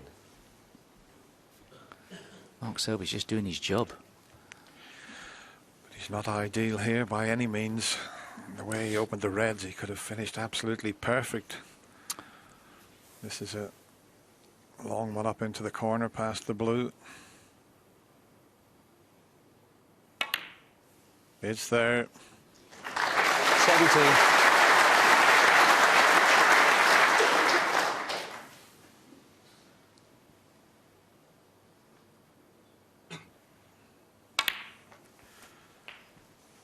Oh, that seemed to come off quite quick. Yeah, but luckily this is not the red he played for, but they're so 24. nicely placed when he opened them. He had options there. Well, the cloth is very responsive, but perhaps Mark Selby's tip 25. is also very responsive as well. There's a lot more meat on it than perhaps you would have wanted. Sometimes you can get a lot more screw back on.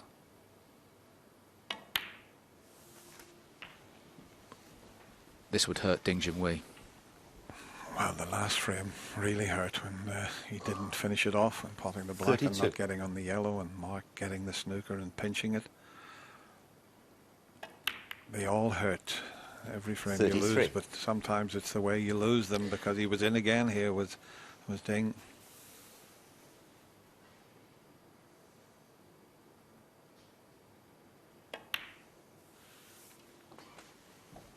Mark Selby looks in good shape.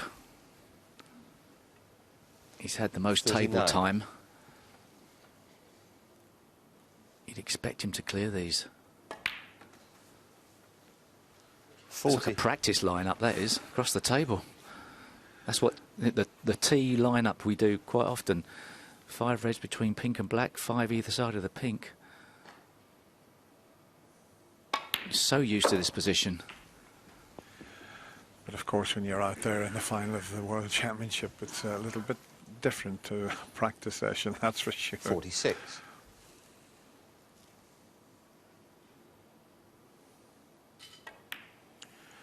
And we always say you never settle. 47. No matter how long the match is, you never settle till you get the first frame on the board. And he let a golden chance slip by there. This was it. Yeah, the pockets have been considered a bit on the big side this week, but with pace, you've still got to be accurate. Mark Selby a bit out of position here.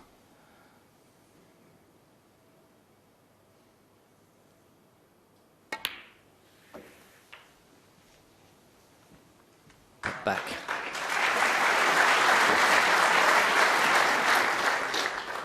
And if Mark Selby does go on to win this frame, 53. massive frame, the next one.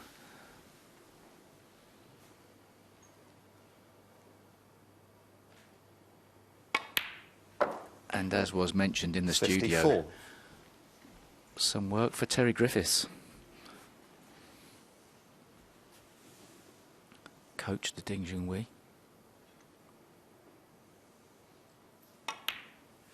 He won't be in a good shape, regardless of 3-1 or 4-0. 60.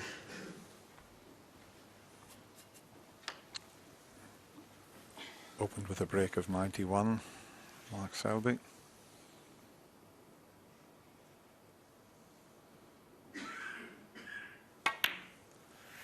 Ding Junhui had a break 61. of 52 in the second frame. And Ding knows that this frame is slipping away by the shot.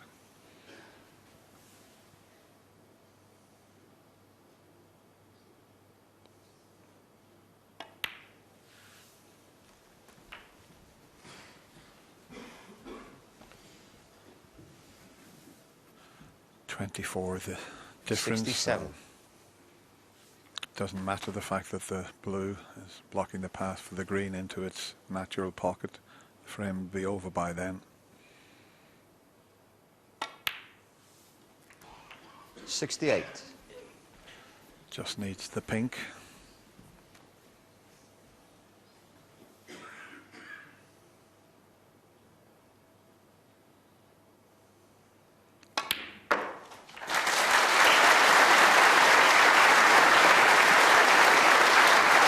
Just cannot afford to 74. miss when you get a chance against Mark Selby, because this is what he'll do to you. Yeah, and the way he closed out that match in the semi-final, it looked like he'd got his A game together. 76. Just when he needed it most. He looks a different animal out there today. Okay, he's not potted every ball, but he's in control, more so than Ding Junhui at the moment. Doesn't matter about the green. Mark Selby, 76. Ding, I'm sure, will concede when he's coming to the table, but barring lots of snookers, it's 3-0 to Mark Selby. 33 the difference, so 2 snookers to tie.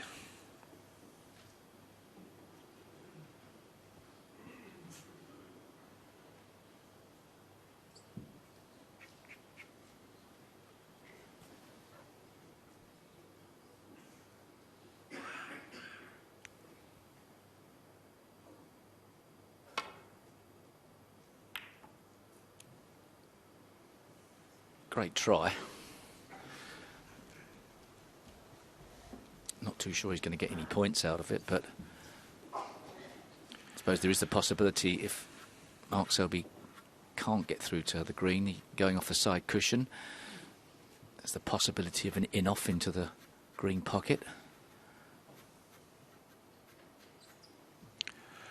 Yeah, I'd be surprised if Mark Selby falls for that one, and but it is a possibility swerving around the green. If he gets too much swerve, could possibly go in off it.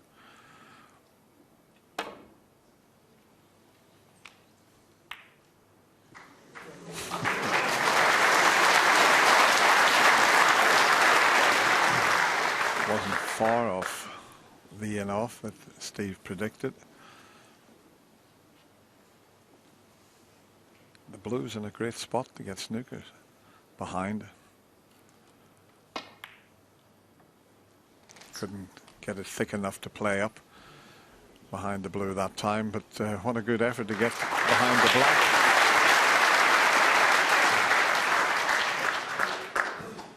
Brilliant effort.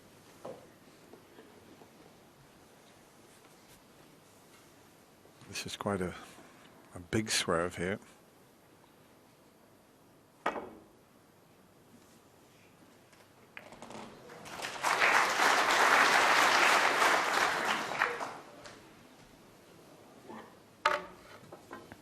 Now can he get in behind that blue?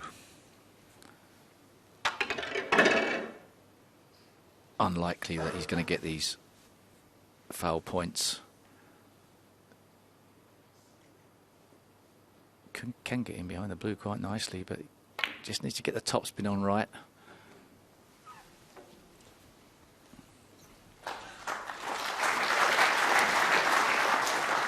Through the gap.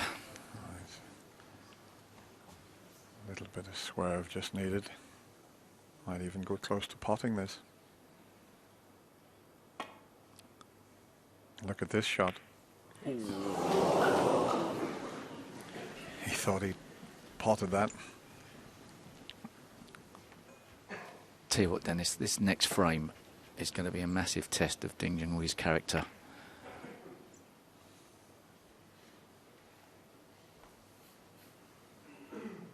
Don't really want to go on about it, but the worst we've ever seen Ding was when he was playing Ronnie and got outplayed and it all unravelled. And whilst, as we always say, you can't win the World Championship final in the first session, you can go a long way to losing it.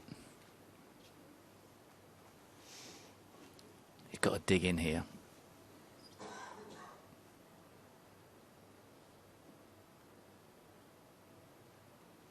He knows this frame's a forlorn hope, really, but he's correct to give every shot due consideration. There's not a great deal he can do here. He's having to swerve this with lots of sides to try and create an angle. And he's got to try and keep the green safe, which he hasn't done. This will cut into the middle.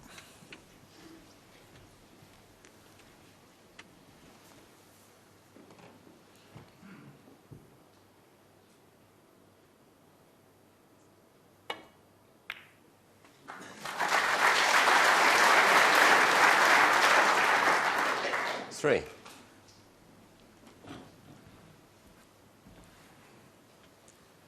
Don't think the brown passes the blue. Maybe it just squeezes in. Just about. 7.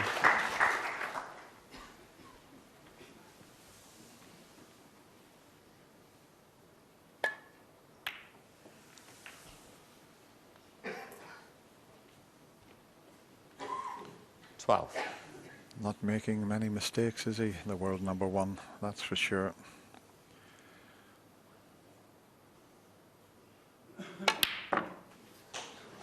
Hammers the pink into the middle pocket. It was the earlier break of 76 that did all the damage there. And what a start from Mark Selby. He's won another frame and he now leads Ding Junhui 3-0. Yes, Ding's every shot under pressure, and he's not the only one, because 1997 champion Ken Doherty's got his cue out. Yes, the famous demonstrations, and what a particular shot it could turn out for Ding Junhui there in that frame. A great steal from Mark Selby. But just have a look at this red he has along the cushion. Now, he's a little bit straight in it, so what he has to do, he has to power it in and force the cue ball out for the black. Now, the difference, this is the particular shot that Ding's played. So he's trying to play it off two cushions and trying to force it out. Now, the pockets have been said that they are quite generous, and that shot will show you. However, if Ding is just a little higher with the cue ball, so he's got a little more angle, all he has to do is drop it in just like that, and he'll be on the black, something like that. But it just shows you just that little fraction of the cue ball closer or a little bit more of an angle, and how much more easier that red would have been for Ding, and he would have gone on and won the frame. However, he tried to force it, misses the red, and subsequently Mark Selby steals it. It could be a very important red, that one for Ding. Yeah, it could be a very important one. And indeed, next frame, as Steve and Dennis were saying in the commentary, how disconcerting a start is this for Ding Junhui, a man who was so fluent and so much in stroke yesterday. Yeah, well, I said to John in that third frame there, it was sort of, this was the opportunity that against McManus you could say, well, the frame's over. You know, he was going to knock his enter in. He got perfect position. He got out of position a couple of times. He got it back through potting an excellent yellow, then an excellent long red. But the shot Ken was describing there, I mean, we said possibly you could follow it through off two cushions. You don't have to play it so hard. But it wasn't the wrong shot, because if it goes in, nobody pays any attention to it. But he's desperate to get a frame. Honestly, that not playing for the yellow off the black in the second frame has really put him up against the 8-ball there. He needed to win that frame, and to have it stolen and to go 2-0 behind and now 3-0 behind, he's got himself in a terrible situation here. He has, and I don't suppose history's any consolation to him at this point, but last year Sean Murphy was 3-0 up on Stuart Bingham, and the year before that Ronnie was 3-0 up on Mark Selby. It's certainly very early days, but worrying times, you have to say, for Ding Junhui. It certainly is, Hazel. Worrying times for Ding Junhui and his army of fans around the world.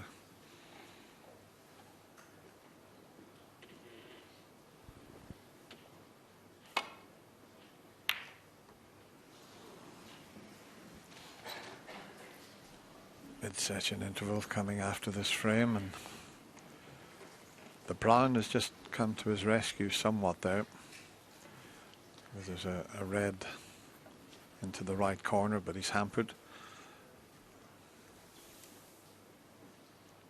This will just be a safety shot, you feel.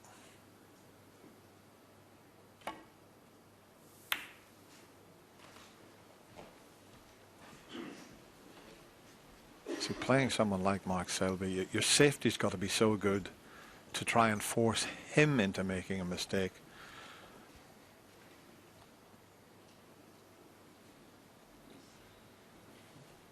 And not only one good safety shot, you've got to play a series of good safety shots until your opponent makes a mistake.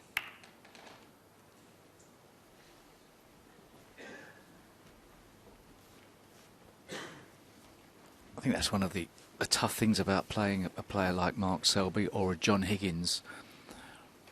It's a tough enough game at the best of times without playing somebody who's such a strong match player. You know you've just got a tough day ahead of you. Can make the job seem even harder. And if Ding Junhui is in that frame of mind that he thinks it's a more difficult job than it was previously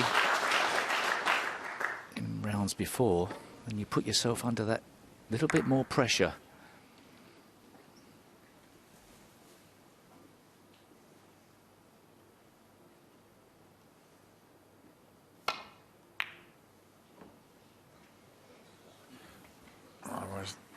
The cue ball's going to pull up short of the pocket.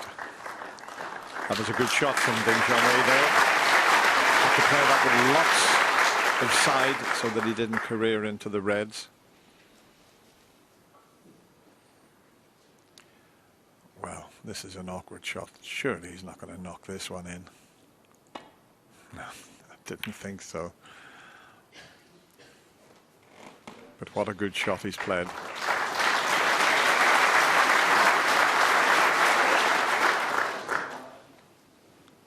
Currently, Mark Selby doesn't need to take any risks. He's hoping that Ding Junhui will just still be in panic mode. Just try and force the issue a fraction too much.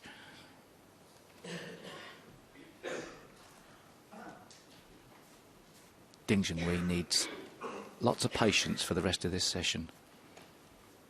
Just try and play his way into the game naturally.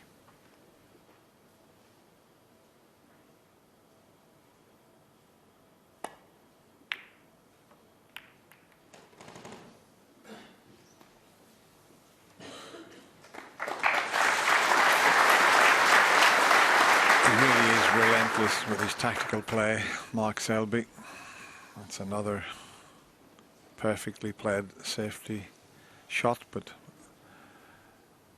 Mark ahead in the safety success department, as you can see there, and as you would expect.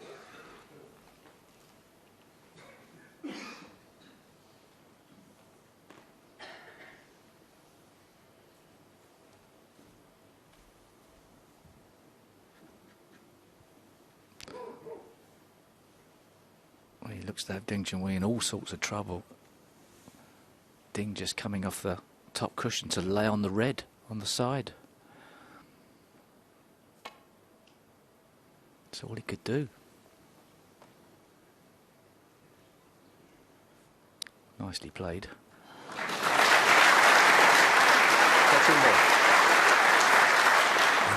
That's typical. It's a touching ball, which makes it so much easier for Mark Selby.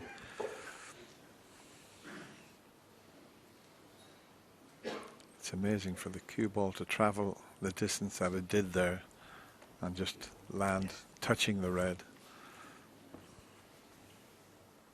I think all Mark can do is to try and put the cue ball back in exactly the same place. Might get if he does, he might get a repeat performance by Ding Junhui. So, déjà vu.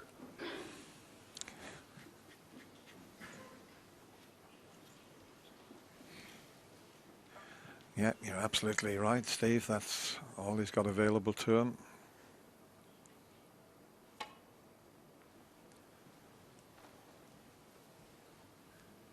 Is it going to reach? I don't think so. And there's a red. Is there a red at the back of the bunch that will go? Mark Selby 4. And is the black available? Maybe not.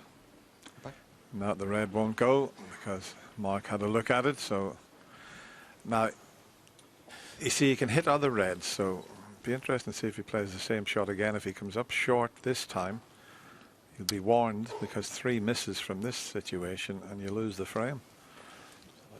Can't afford to hit this shot too hard because any separation between white and red, and it does leave Mark Selby a sniff into the green corner pocket.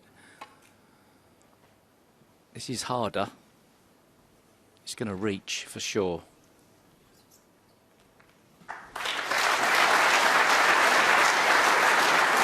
But once again, he's going to be back in the same position, thin off the red, off the side cushion, over onto the ball cushion, somewhere behind the yellow. Tight to the cushion is what he's after.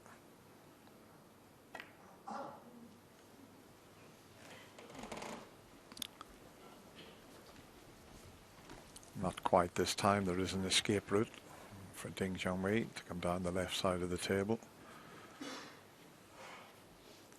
He could even come down off the red that's near the right side cushion. Half ball off that. He's had a look at that and he's back looking at it again. As long as he avoids the double kiss, the white will head up towards the green.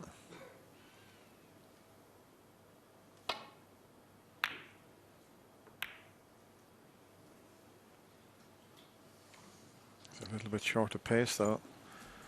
He may have left one on here.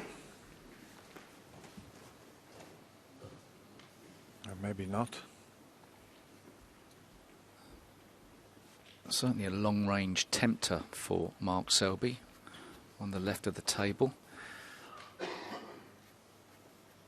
Screw back into the bottom half of the table.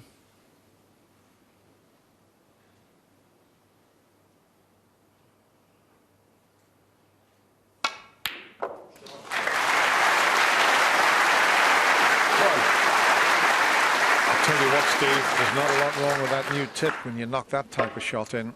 It's fantastic.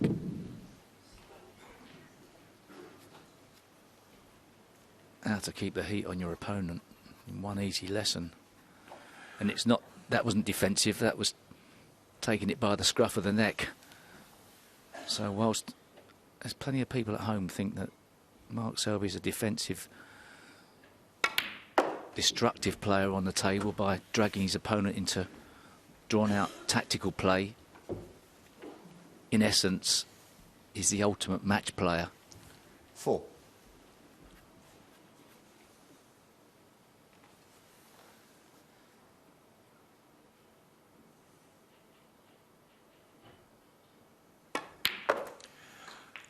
Well, he's got them nicely placed now. There's at least 4 reds that are available before he'd have to go into the bunch here. Look at the number of points, 305 to 119. And every chance now that it could be 4-0. An awful long way to go here, but he's in the mood, is Mark Selby. 12. The second frame, so important for Ding Junhui to have won. He let Mark Selby back in, and he 13. smells blood. A long way to go. But he's looking like a machine at the moment. Well, I keep harping on about it, but what a decision to take the tip off after winning a semi-final against Marco Fu. I was talking to Bobby, his good friend. 20. He said the tip is just too hard. He's not comfortable with it. Brave decision, and it's paid off by the looks of things. It's always a risk. 21.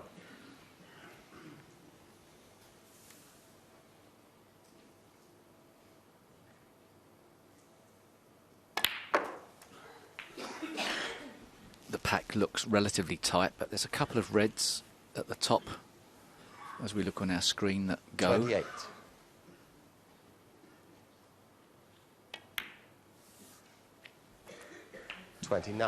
It's got one to the right of the pink spot, goes into the right corner, and that's probably the one he's going to play on.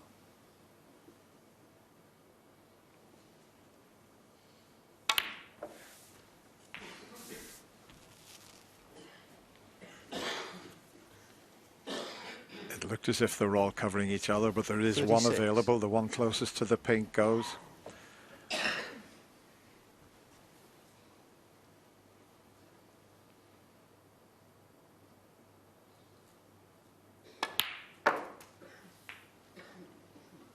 $37.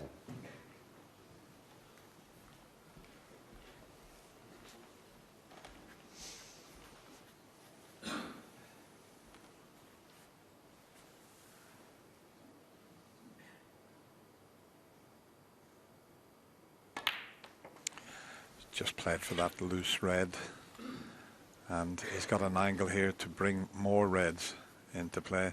There's the number 42. of balls potted throughout the tournament. Look at that. That's incredible. All square. Not now, though, and that's a terrific 43. shot.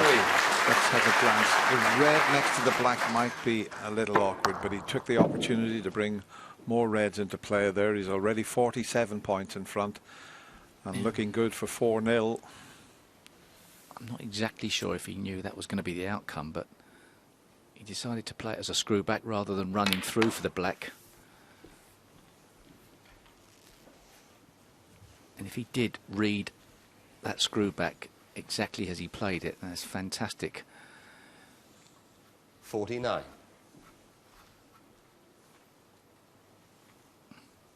The Jester.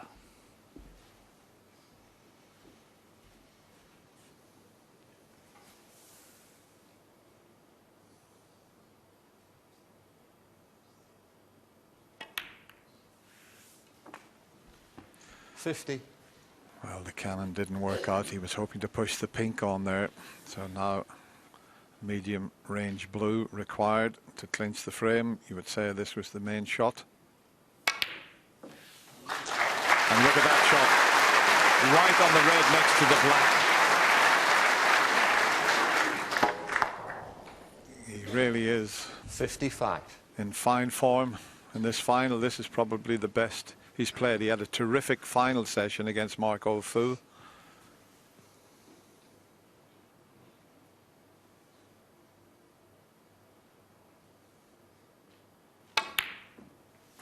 And he's, well, he didn't quite 56. get the side on that, so he needs one more good shot. Just a delicate little cannon could clinch this frame.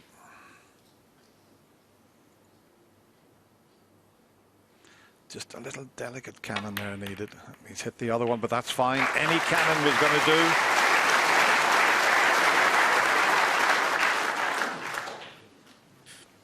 $63. Ding Junhui has shown weakness here in this opening session. Mark Selby has done his job and has shown great strength. And I don't think anybody thought that there'd be a 4-0 scoreline. We thought that Ding Junhui was likely to continue in the same vein. He's looked very comfortable in this tournament so far. You just never know what's going to happen, especially at the start of a match. Oh, it's drifted, just got it. 64. Thought that was drifting to the near jaw. Damage limitation for Ding Junhui for the rest of this session.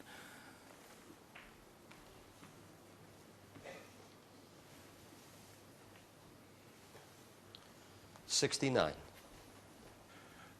Mark Selby's had 7 centuries in this year's World Championship. There's been 81 so far. The record is 86. 70. That was set last year. But this has been superb from the world number 1.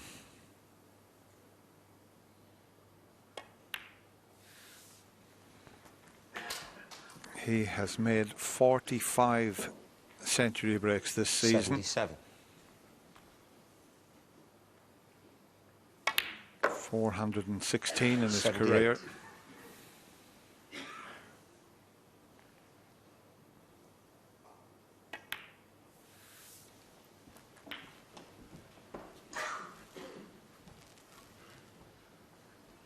There's a little smile on his face 85. there. He's enjoying himself.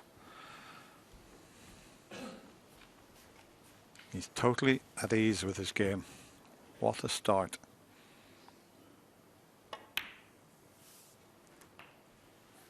$86.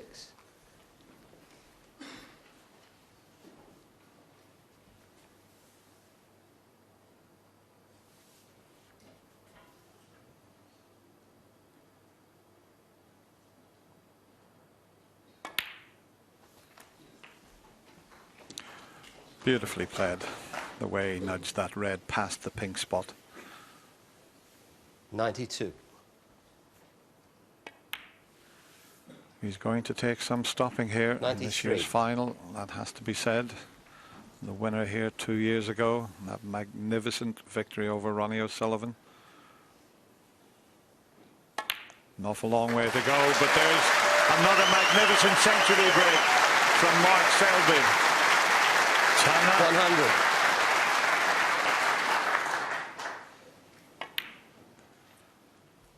Well, I think Ding Junhui is going to have to head to the practice table and have a chat with his mentor Terry Griffiths. We know that the mid-session interval can change things around. Will it? That's the question. 106. Kyron Wilson still holds the high break, a break of 143, £10,000 for the high break. And Kyron's getting married in 6 weeks' time, and he's hoping to use that £10,000 towards his wedding, but it could go here in this final. 115. It's a lot of marzipan, isn't it?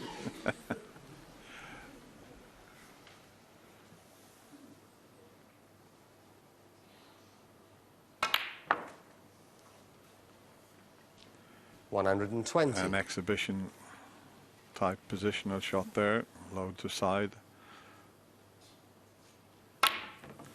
Doesn't matter about the pink. Tried another exhibition positional shot. What a start for the world #1. Mark Selby has played 4 and he's won 4. He goes to the mid-session interval 4-0 in front.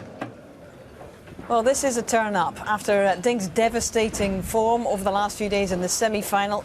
Many expected this man to be hanging on to the coattails or the waistcoat tails of Ding Junhui today, but that is not how it has worked out. 4-0 up, and a total contrast to the form that Mark showed in his last final here in 2014 when he was down and very, very difficult to come back against Ronnie O'Sullivan. He did manage it then. But that was the 82nd century of our championship this year, and we're only 4 away from the record which was achieved last year in what was Stuart Bingham's year. And it's been a very interesting start to this final. I really hope you're enjoying it. There's a long way to go here, but how positive has Mark Selby looked in himself, in his form, in comparison to the last few rounds? He is an absolutely wonderful match player. He really is. He seized on the opportunity in the second frame. He knows how much that's going to hurt Ding, and since then he's just been exemplary in everything he does. He's given him absolutely nothing to look at. The long red he's knocked in there is brilliant, and the break he's made. He's upped his game considerably from what he's been showing so far, certainly in the scoring department. And the fact he's doing it with a brand new tip, which has got me bamboozled, I don't know how he's managing to do that, is just exceptional. And now we know, as we've always have done, why he's world #1. Yes, and he's been world #1 on and off since 2011. He's been there or thereabouts for a very long time. If he wins the title, he'll remain at world #1, by the way. We'll discuss that a little bit later. But Obi-Wan Griffiths, that's what they're calling him. Terry Griffiths is going to have to weave his magic once again with Ding Junhui here. Yeah, and I think as Ding normally does, he'll go straight to the practice table. I mean, even when he was playing McManus, he was winning frames with centuries, he went straight to the practice table. So he'll be there, and I thought Terry won't say, having been with Terry, he won't be saying too much. He'll just be like trying talking to him, just even about general things, not even about snooker, just to try and lighten the mood a little bit, because Ding will be feeling he'll be heavy. He'll be feeling heavy at the moment. He's under extreme pressure, and until he gets that first frame, it's going to be it's just desperate to get that first. Yeah, you go in and knock a few balls around it, because obviously you don't get to see too many when you play against Mark, and obviously he's in some respects, at the early part of this match, he's got himself under pressure by his own mistakes. You know, he's not been anywhere near. Stephen mentioned the chances that he was getting like Alan McManus, they were all gone. He made a couple of messes there, lost cue ball control.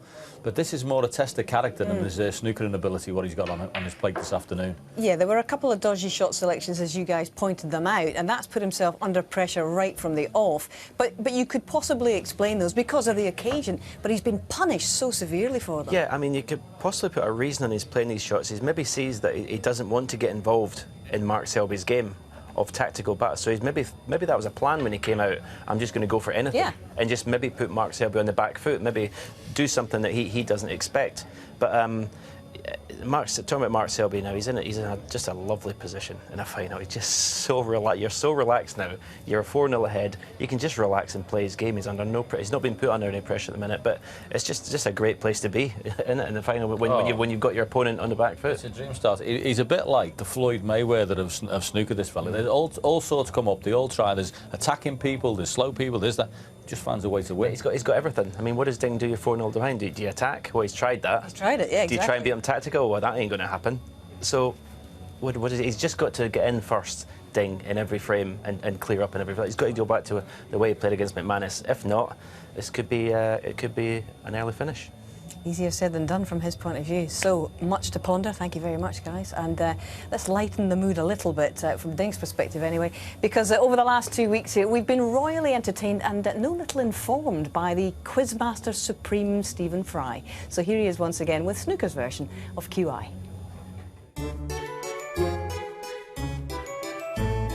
Hello again. Now this week we've unearthed some odd, curious and we hope interesting facts about our favourite game, snooker. Some have been wickedly tenuous, I have to admit, but today's teaser falls into the category of general ignorance. You'll definitely think you know the answer. So fingers on buzzers, prime the klaxon and join in on social media using the hashtag QI. Tell me, which player has won the most World Snooker Championship titles? We'll talk more in a short while. Easy, surely. Or is it? You decide. All right, well, we're going to talk about the match referee today, Paul Collier, the Welshman who's taking charge. He's the man in the middle for the second time in the Crucible. Last did so, 12 years ago, 2004 final, Ronnie against Graham Dott. But there are many strings to this man's bow, because you probably saw him with a little bit of cue surgery on Marco Fu's cue in their semi-final. And he plays a rather large part in the running of the sport behind the scenes as well. This is a very proud day for him.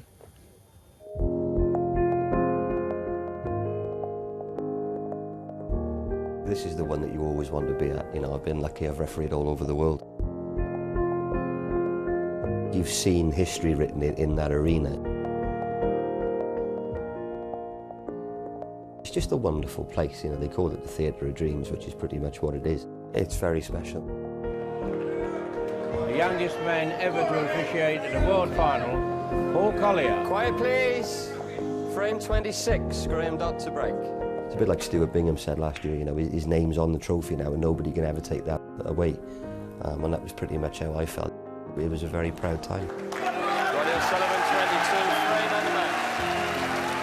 I'm 45 years of age, I've been watching the game over 30 years, and it all started with the Crucible.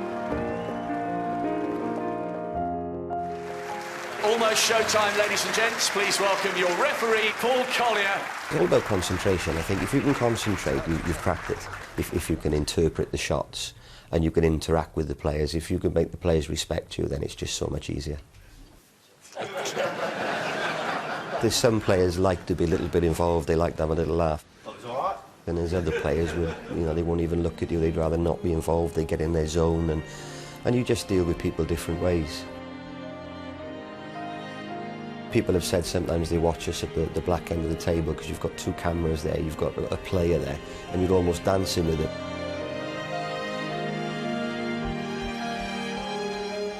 You don't even notice you're doing it, really. You know, you're working with the cameramen, you know they want to get the right shots. I don't think I'll ever make Strictly.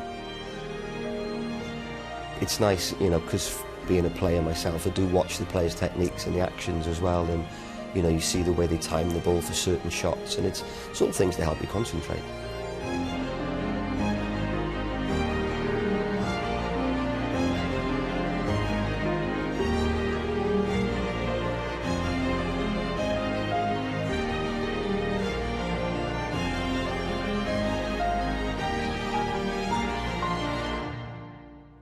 I didn't really set out wanting to be a referee. I wanted to play the game. We had a great circuit in South Wales. You know, you'd travel every weekend, you could go somewhere. You'd be down in Neath was particularly, I suppose the phrase hotbed is the right word down there.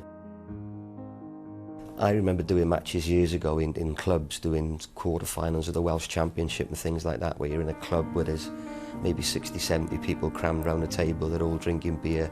That's when you learn your trade, that's when it's difficult. You know, you're having to tell people to be quiet all the time. You're having to tread over their feet, you know, try not to trip over because they're that close to the table. So you've already gone through all that. So when you get to an arena like the Crucible, really it should be a lot easier for you then.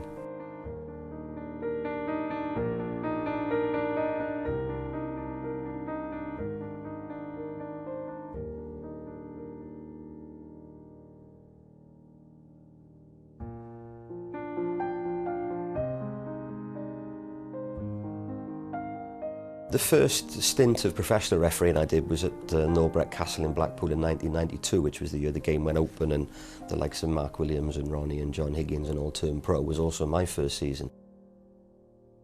There's a company called Alston Elliott who still do the TV graphics. They filmed Pot Black Time Frame, and that was played in a 2-day break we had in Blackpool, so I stayed up there and just worked with them on that, and that led to them offering me a job, and I spent 9 years with them.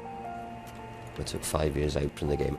I didn't see a way back, to be fair. I did think the game's days were numbered. When Barry got involved, I had a phone call and he said, well, I got an offer for you, you know, we've got options now in the tournament director side of things and we think that you'd fit that role.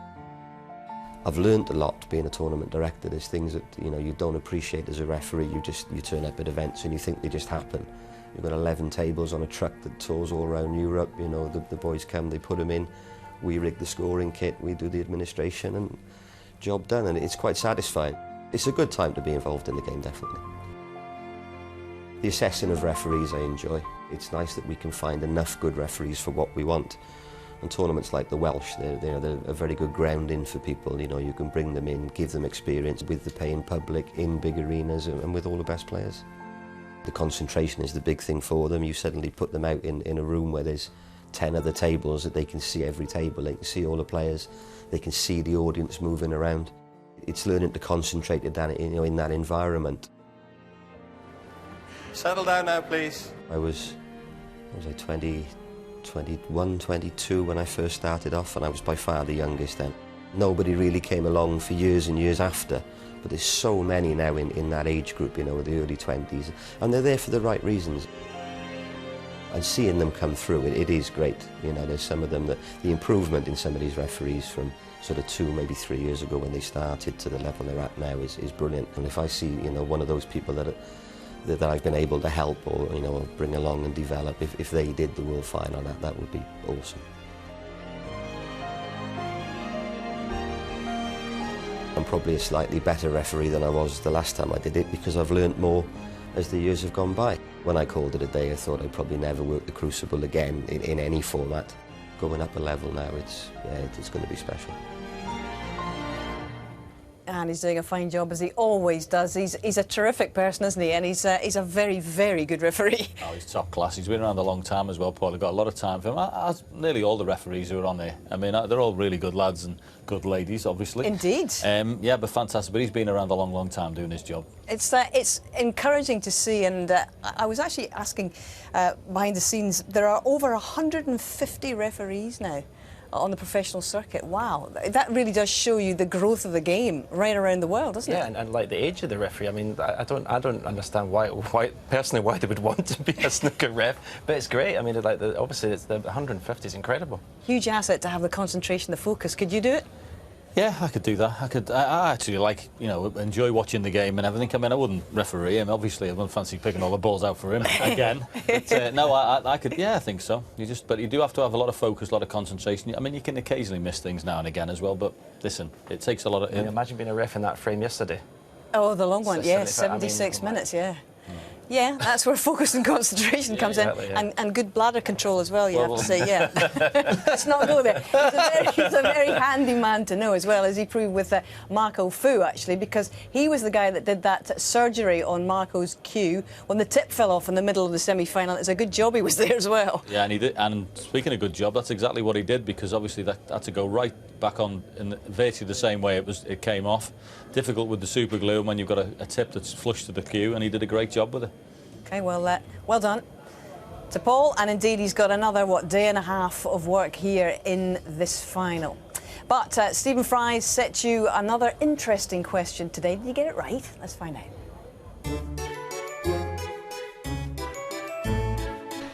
So we're deep into the second week at the Crucible in this year's World Championship. Our brains are, by now, perhaps a little addled after countless frames of snooker, hence the apparently easy question today: which players won the most world titles in snooker?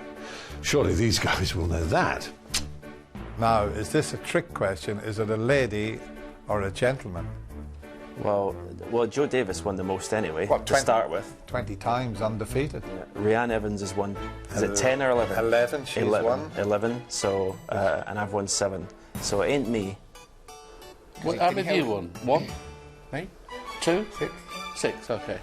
You've won 6, Henry's won 7. Well, you can't talk about modern era ever since it started. It'd have to be Joe Davis. Joe Davis. Joe Davis. Selby. Joe Davis. Joe Davis. This has got to be a catch question, because it's too obvious. Yeah. So where's the catch? Oh, minus 10 points to you if you said Stephen Hendry, because of course it's Davis. We'll come to that. The owner of 7 titles, Stephen Hendry, surely he's the winner. I mean, surely. Davis didn't get more than that. He only got 6, didn't he? Oh, no. Wait. Stephen. Dear Stephen Hendry, you may have the monopoly of success here at the Crucible, but the World Championship has been going for a lot longer than we have been coming to Sheffield. There was no fooling our great champions, of course. They are absolutely right. The answer is the all-conquering Davis, not Steve, but Joe. Joe Davis won 15 world titles in a row between 1927 and 1946. Joe, along with his brilliantly talented and rather comical brother, Fred, was born in Whitwell in Derbyshire. They were the sons of a miner turned publican, and the premises of the pub contained a full-size billiard table, and the rest, really, is snooker history and legend. Joe became a genius at the game, despite the fact that he couldn't focus with his right eye. Or maybe because, who knows? He was the driving force in setting up the very first professional world championship in 1927 at Campkins Hall in Birmingham. 10 players signed up, each paying the 5 guineas entry fee. And with that money, they purchased the trophy with the little lady on the top that is still played for today. Joe retired from competitive snooker in 1946, but his younger brother Fred went on, I remember watching him, to win the world title 8 times and continued to play well into old age. Indeed, Fred was 70 when he appeared for the last time at the Crucible in 1984. And don't forget another Englishman, John Pullman, also someone I watched on television. He won the last of his 8 world titles in 1968. So, Stephen Hendry owns, yes, the modern-day Crucible-era record of 7, which may never be beaten. But whisper it, he's actually the 4th on snooker's all-time list of World Championship winners. Just don't tell him that I said that, or he'll come out of retirement and he'll probably get another 8.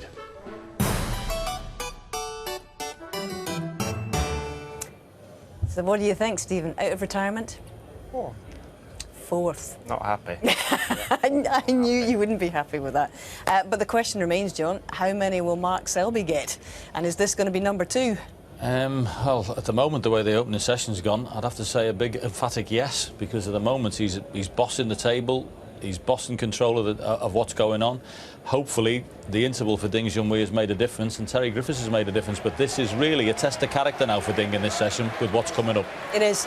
By the way, if you are Steve Ashfield, Nathan Brooks, Tim Hurrell, Simon White, and so many more of you got that right, that QI question, congratulations. 150 points each. Now settle down for the second part of this session.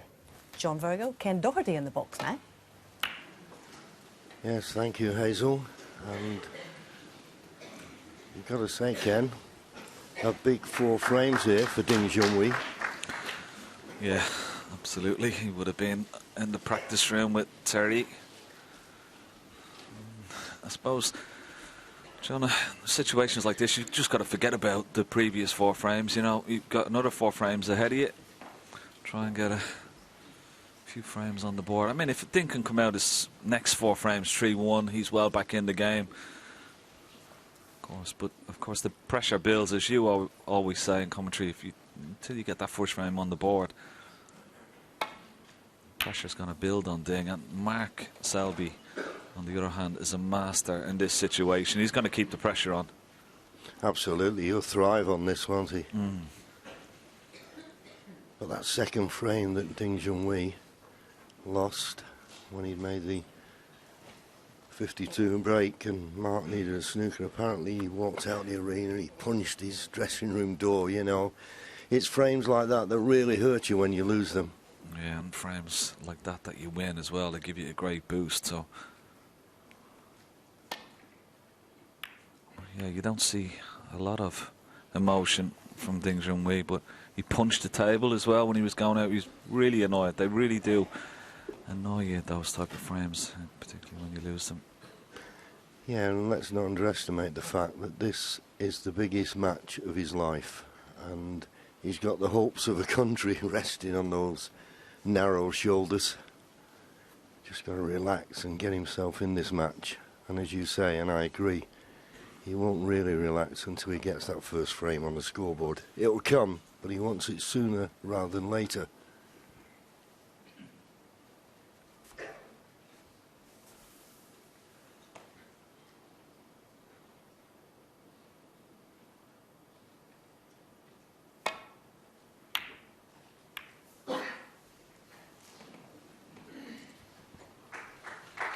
Yeah, excellent safety there from Mark Selby. There's been talk about the fact he put a new tip on last night, but so far he must be very pleased the way it's reacting. Yeah, saw him in the practice room before the match started, and he said he had a half an hour of it last night, even after his match, when he probably would have been very, very tired because the match went on so long. But he seemed pretty happy with it, practicing, and particularly not just playing the pots, John, but it's sometimes playing the safety where that particular shot where you're trying to swing it around 4 cushions, and unless particularly with a new tip, if it's not gripping, you know, those shots can go very wrong. But he seems to be okay. Well, Ding Junhui now has got a problem here. I can't see him playing this pot, but if he tries to just rest the cue ball near the top cushion, he could get the double kiss here.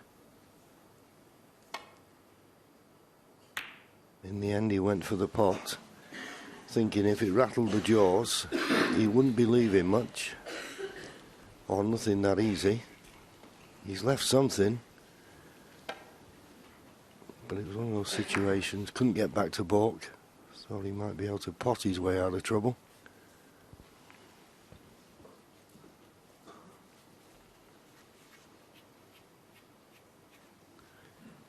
This red that Mark's going to take on, if it was a natural, it'd be fine. He's digging in, he's going to try and pot it and just cannon the red above it to stay on the black. Digging in makes the pot harder, but it's right in the heart of the pocket.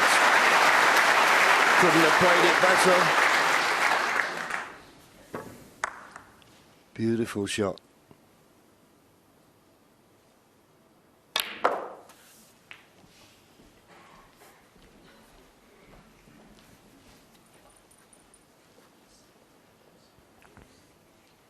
Eight. He has a slight angle, but may not attempt to go into the pack of reds. Potting this red may just... Well, he decided to, and he's played it very well. He just had a slight angle there, but managed to force it. Just have a look at the cue ball here. He's forced the angle.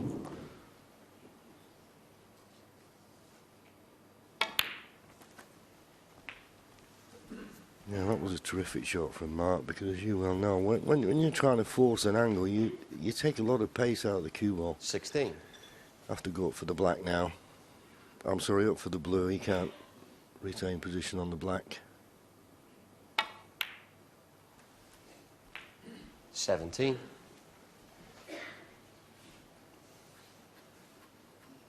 So there'll be a few disappointed people in the arena. I've seen quite a few people in.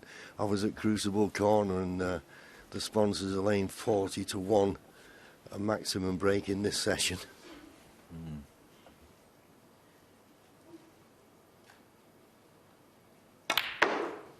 They get excited, don't they, when a few reds and blacks are gone in. This cue ball needs to run. Now, is he on this red? He's not. 22. He's getting down. He's not playing it. He's just seeing whether he can reach it. The problem with this, it's the yellow ball. That will be his concern. Can he get down properly on the shot and not touch the yellow?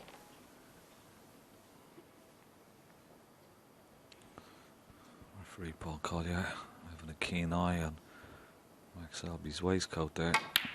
Oh, that's a good pot. 23. Very nicely played.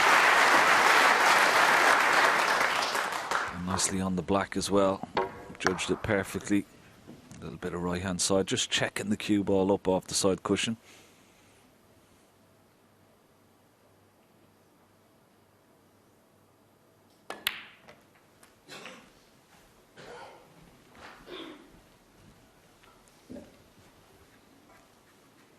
You see, 255 points 30. now without reply.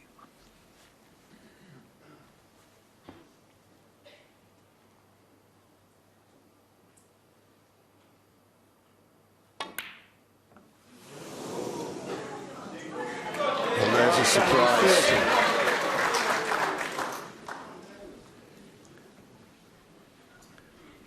He was just standing up for the blue, so he wasn't doing a lot with the cue ball. That's a bad miss. Now Ding Junhui needs to take advantage of these opportunities. Wide.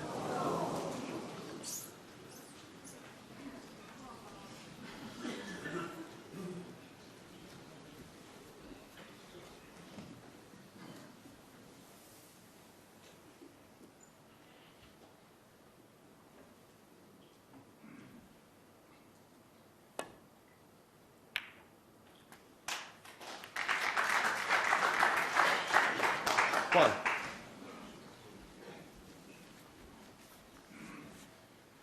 Well, not a bad little kiss there. He's got a nice straight blue into the yellow pocket. Just screw back a few inches for the red beside the pink. You can see the red that's just on the pink spot will 6. stop the pink being respotted. So that's what he's just having a look at. If he pots this red, leaves the cue ball where the red is, and we can just drop the pink into the left centre.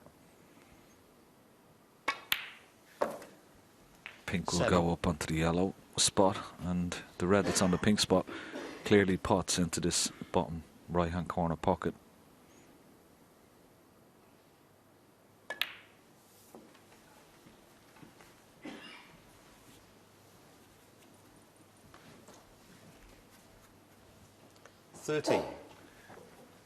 Gets to 68 points. And there'll be snookers required.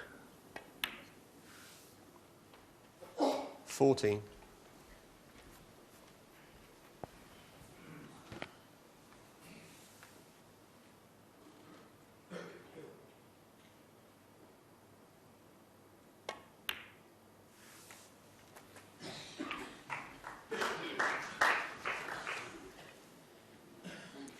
Nicely on this red. 21.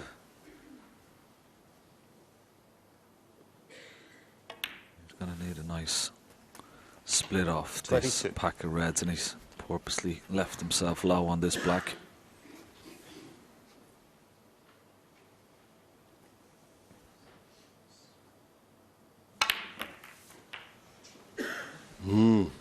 He's stuck to the red.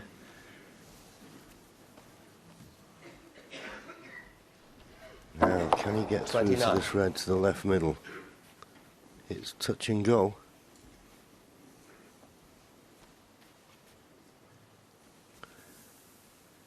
He's just on it.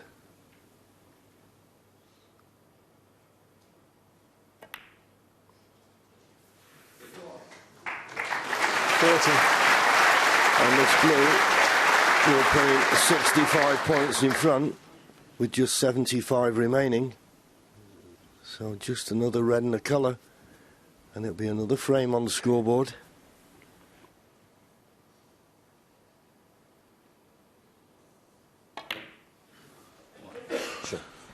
Yeah, got a heavy contact there, but he's still on the red. Let's have a look at the 35. cue ball. The blue just bouncing, slightly taking a bit of the pace out of the cue ball, but still okay. But Ding, that misread. He'd be looking, trying to get this frame on the board as quickly as possible. At the moment, it's all Mark Selby. The longer it goes on, the more difficult it becomes.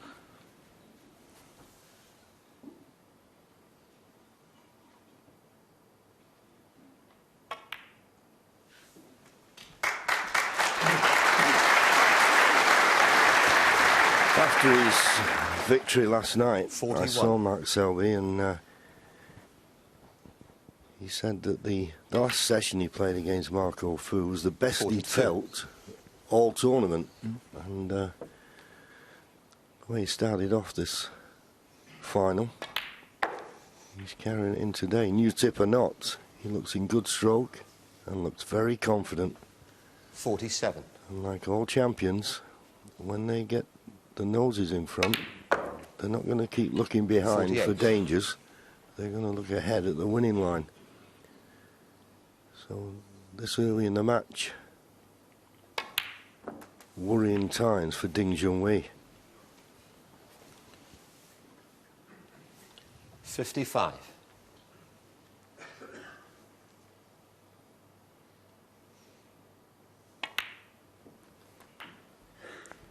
$56.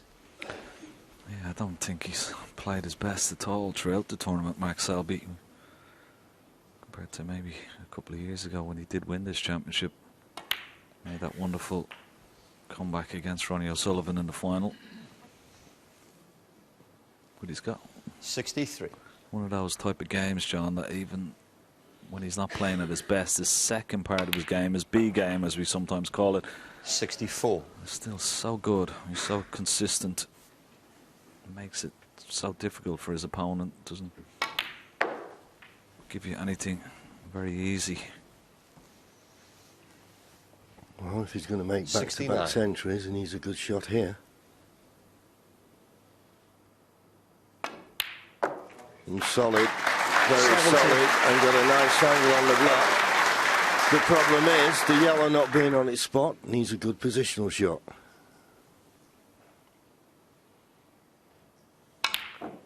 Oh, he's playing it with a ton of left-hand side. That made the putt missable, and he did. But once again, he wins the frame, and Ding Junhui didn't score a point again. So Mark Selby racing away with this at the moment, 5-0. He is, and what can Ding Junhui do about it? And his coach, Terry Griffiths, who's been in his corner for the last season or so, now with Steve in the press room. Yes, well, actually, Hazel, down in the practice room with Terry, where you went into the interval on the table with Ding. Worrying times. Very much so, yes. I mean, you know, he hasn't really settled down. Mark's taken full advantage of all Ding's errors, and it's a tough old place. I mean, it's just typical, isn't it? Professional snooker. One day you're up and next day you're down. You're the foremost coach in the game now. You've had plenty of experience of coaching the top players in the game, and also respected as more of a mind coach these days, delving into that. But what do you say to Ding Junhui? How long have you known him? What do you say to him? In the interval, obviously, once he finishes his practice, he always likes to come in and have a little bit of practice. So I have 5 minutes with him, little chat, just try and calm him down a little bit. Obviously, he's very disappointed with his performance, you know, to date. And then I'll just try and get him going out there in a little bit more positive mind. It's very difficult to get him from where he was to a positive mind in a few minutes, I can tell you. But have a go. And sometimes I shout at them, and sometimes I coax them around. Obviously, it's damage limitation for the rest of this session, but then what would you say to him, regardless, in the interval before tonight? I haven't really thought about that yet. I mean, I'd like to see the score first, obviously, before I make a decision. I'm pretty flexible because I got used to this. I've done it so many times, here at the Crucible and other places. So I've got a lot of things I can use. It's just a matter of how, the player absorbs the information I give him, to be honest with you. I'm no genius. It's Sting's the genius. I'm just there to try and prepare him a little bit better to go out and play. OK, well, we won't keep you. We'll get you back to the agony. Thanks.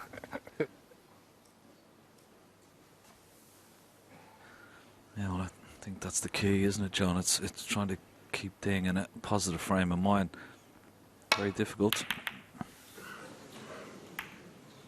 Now, OK, here's your chance, Ding.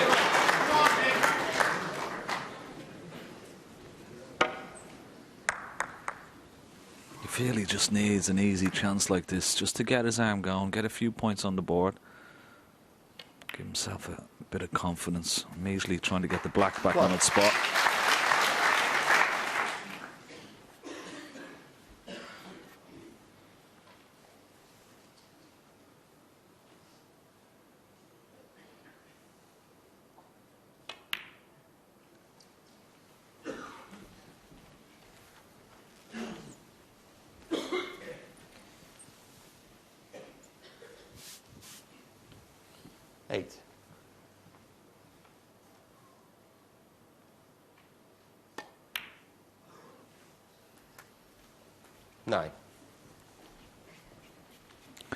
Nice angle on the black now. He can screw into the pack and still be on the red.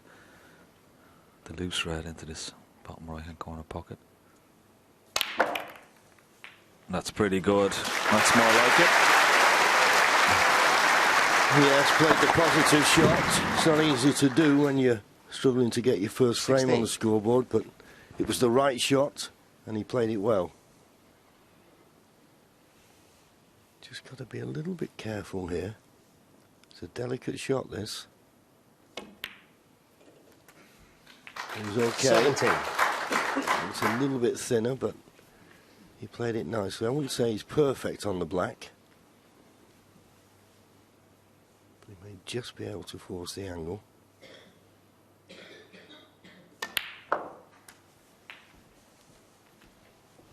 A little bit short on the red, but that's understandable. When you're trying to force the angle, the last thing you needed to do was go too far up the table. 24. So up for the blue. Needs a good angle on the blue.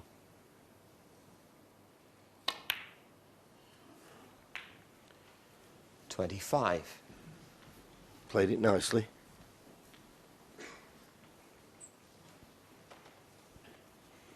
I'm just wondering, would he play the positive shot? Blue into the left centre, cue ball straight into the pink, the top of the pack. Oh, he's played it very nicely indeed. Didn't have to hit it with a lot of pace. Just very nicely controlled and brought a few more reds into play, and he's nicely on this red into the corner pocket. That was a lovely shot, John, wasn't it? He didn't have to play that with a lot of pace.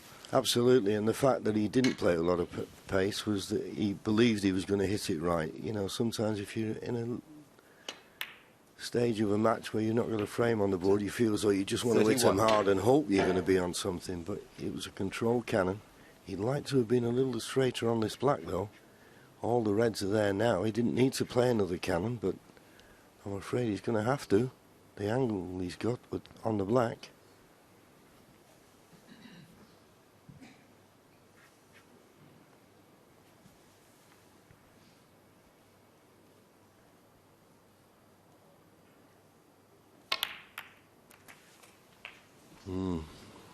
That was the problem. If it had been straighter on the black, there was enough loose reds to win the frame. 38. He wasn't. And with this angle, he had to go into him again, and it can always go wrong. And it has.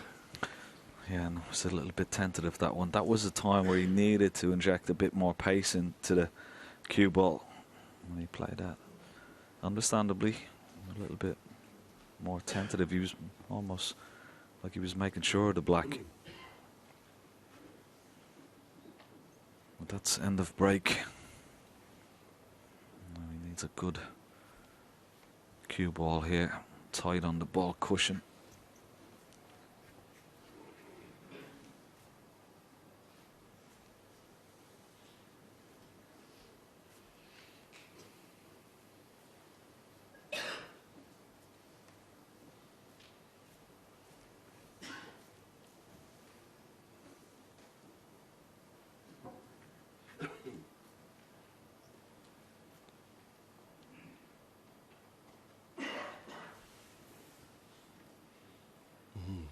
Doesn't want to catch the bump in the middle pocket here.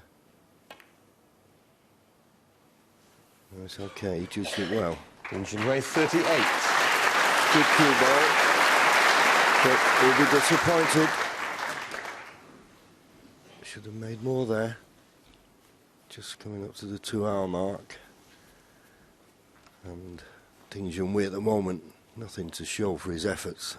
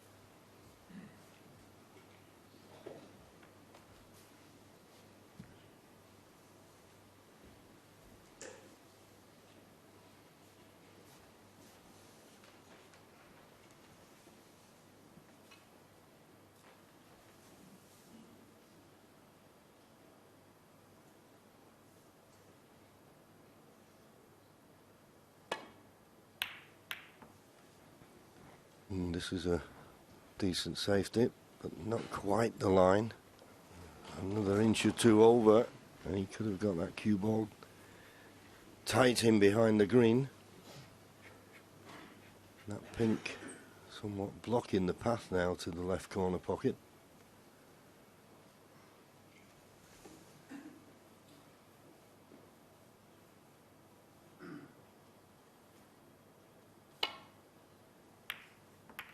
This looks a better line. No, once again, just a fraction out. But if somebody could get that cue ball in behind the green, certainly have the advantage in this frame. Very important tactical battle this. Mark Selby knows that he can't afford to let Ding Junhui have the next chance, with Ding already having a 38-point advantage. And of course, Ding knows if he gives Mark the next chance, that lead could count for nothing. Swinging it round off 2 cushions. Good length with the cue ball.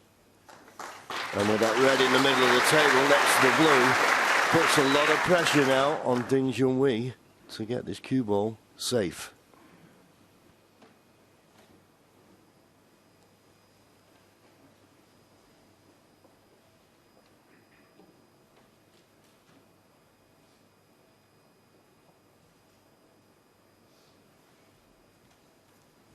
Yeah, the fact that he's so close with the cue ball to this ball cushion, so he can't play. Of course, the 4 cushion escape route back to balk. He's got to be very careful, as you said.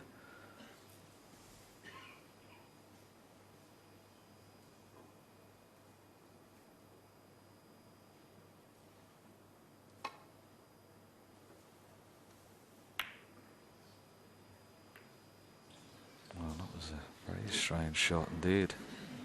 Yeah, and I'll tell you what, I don't think the red closest cue ball passes, and the red behind the black, if he hadn't got the double kiss, would have been a little bit easier than it is now.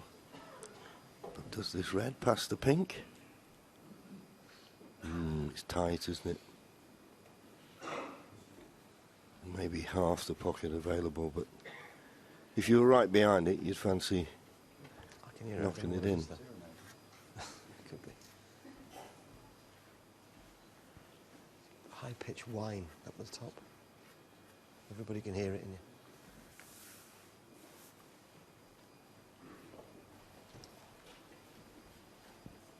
This may be worth Ollie's having a phone go. now, so you can find out what it is. Yeah, seems to be a little high-pitched noise in the arena.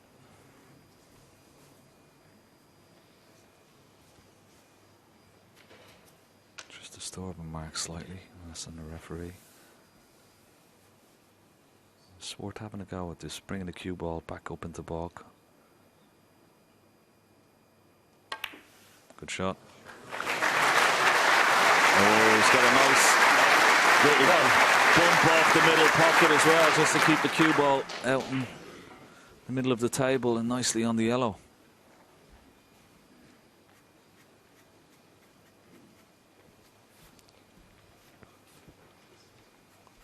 That was a nice little bonus. Just have a look at the cue ball here. Good pot. Just that little knuckle off the middle pocket. Still would have been on the green, but just a lot easier, of course. It tells us the red next to the blue pots, and he's perfect. Couldn't have hit that much better. 3.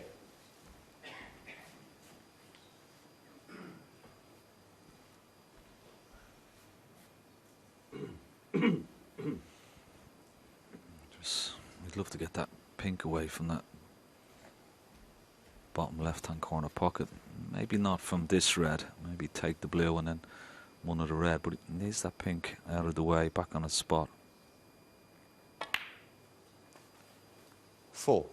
So pot the blue, the red at the bottom of the pack. We'll pot into this bottom right-hand corner pocket.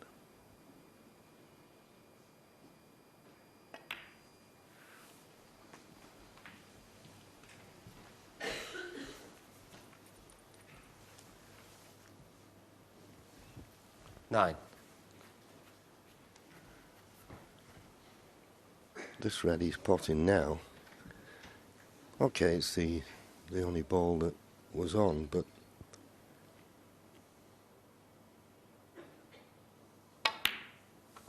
playing for the pink, as Ken suggested, it's just a little bit more difficult because the reds that are now available all go to the left corner pocket, which he's clearing the pink from, but he's got a little bit to do with the cue ball.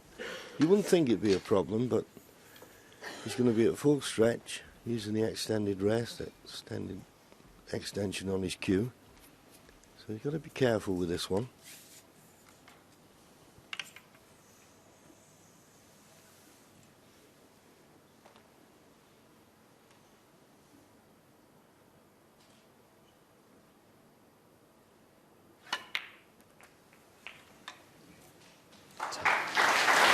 Yeah, played it nicely.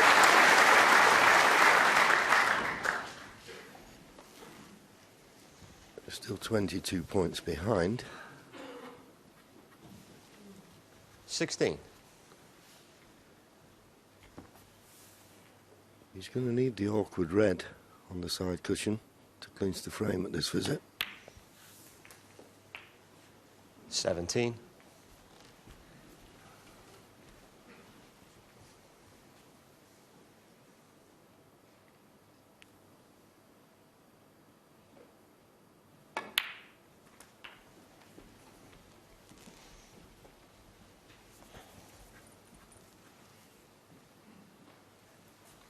24.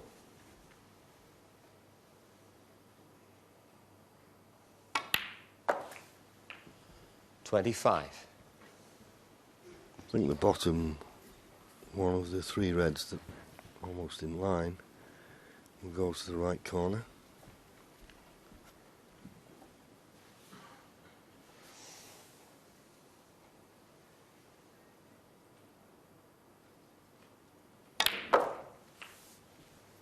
Forced it in. Now he's 6 points behind. The 4 reds, 4 blacks would be 32, which would put him 26 points in front 32. with 35 remaining. So that red on the left-hand side cushion, he needs. 33. That could be Ding Junhui's only hope here. That could be a big stumbling block for Mark.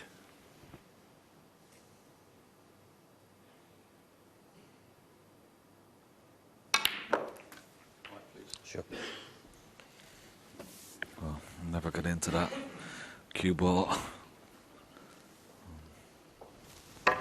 40. He's blessed with tremendous cue power, but didn't strike cue ball that well. He's getting the cue ball clean. Maybe he did get a heavy contact, but didn't look like he got a proper strike on the cue ball there. He's running away from the reds now. Well, is he looking? Does he think if he cuts this red in, he can cannon that awkward red that he needs? That would be a bonus if he could get the cannon and the pot. No, it wasn't on. And kissed the blue the wrong side. Don't see many more at this visit now.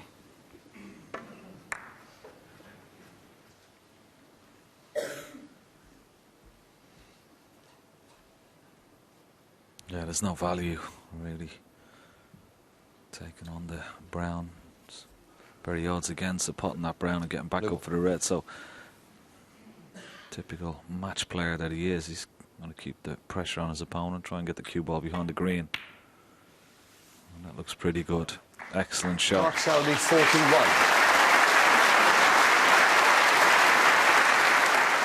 Sort of forcing Ding into, well, the easy escape is obviously the red on the left-hand side cushion, but of course Ding very reluctant to bring that out into play.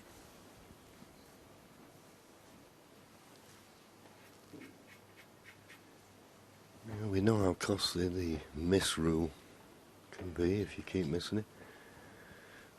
Hits and hope, do you think, Ken? For one of those 2 reds to the left of the pink? At least he's got that insurance of the red near the left cushion. I wouldn't want to bring that into play. Yeah, absolutely. I think you're right. There is one possible escape. I'll just try and put a line up, but it would, I mean, this is such a delicate shot and you've got to play it almost dead weight, and if he doesn't hit it right, he'll possibly leave a red to the left centre, but that is a possible escape. He could play this with a bit of pace and try and hit the reds and just trust a little bit of luck, but again, I'm never certain of where the reds are going to finish up. I mean, I see your line, and that's the way to hit the reds. Personally, I'd come down the other side, dig down, swerve round the yellow, and come into them with pace from the left-hand side of the table. Just, you never know, you might knock the pink on the cushion, you might knock a red on the cushion. Yeah.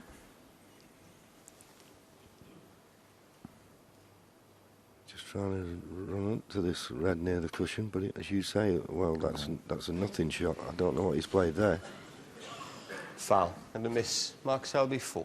Well, that's a show of nerves, if ever I saw them, because I'm not quite sure what he was trying to lay into the red on the left-hand side cushion, or trying to come off side cushion, yeah. 2 side cushions, and maybe come up the back of these reds. Yeah, I think that was his plan. But I mean, he's under. Hit that by quite a considerable margin.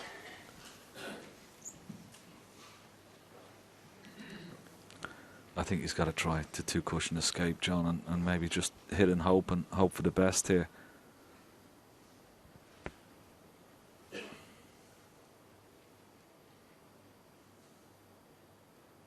Harder this time. Now, has he got the line? It looks pretty good to me. It looks very good. Brilliant! Brilliant!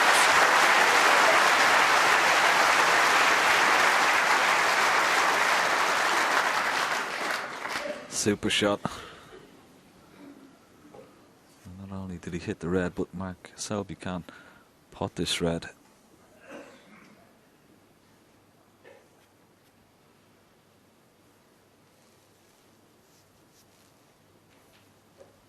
That was a tremendous escape.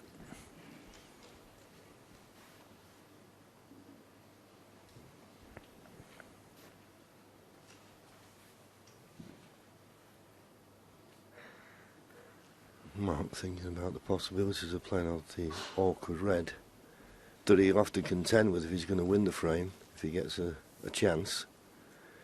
But he doesn't feel as though he can get a good safety off that red. I think mainly because he's hampered.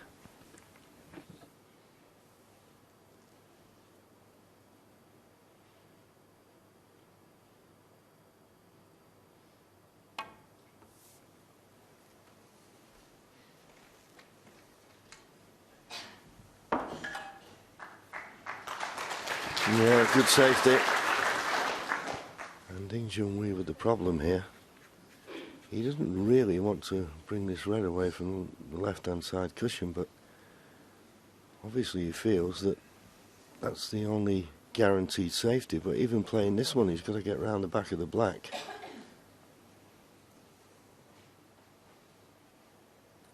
If he plays one of the reds that's near the pink, he's got to be careful. If he catches it too thick, he could run into the red on the side cushion.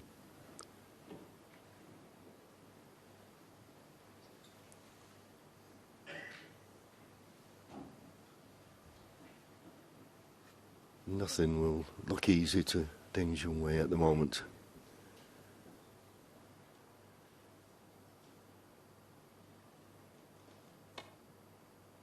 Decided just to play the containing shot.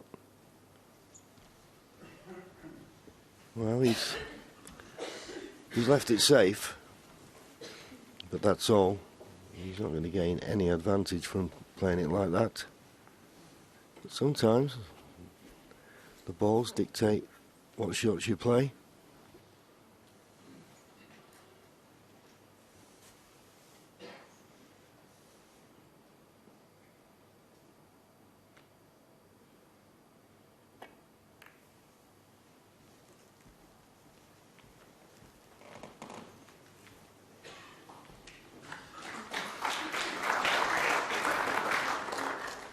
Good shot from Mark, covering the two reds in the middle of the table, so Ding no other option here but to play this red.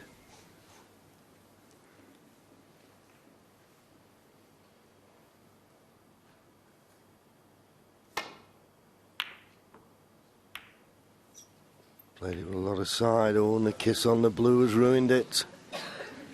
Didn't get the kiss on the blue. He may have found the baulk cushion. The yellow may have helped to cover this red. But here's a chance for Mark Selby. All right, stop calling out now, please. And the three reds now are in the open. And he has a 7-point advantage.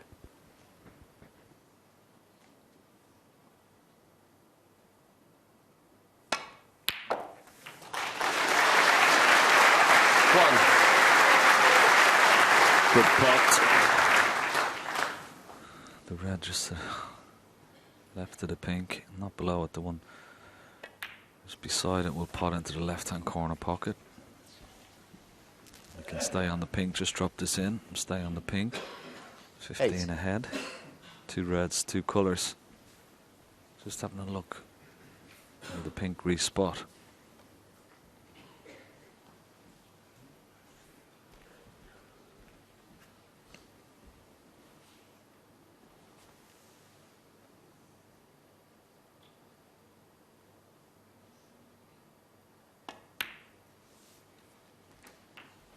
Nine.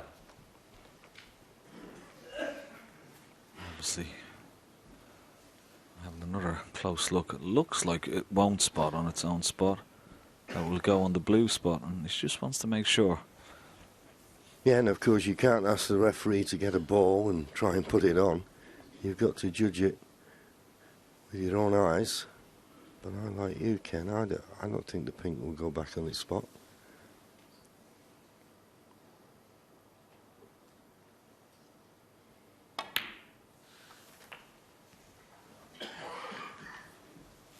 Well, there's plenty of room, and that's why he's come around the same side. 50. Well, the way he was looking, yeah, obviously he had to play for the red in the same pocket. Just red, pink or black required. 16. There'll be no heroics with this black. This black to go 30 points in front with 27 remaining. Just make certain of the pot. That's what he'll be thinking.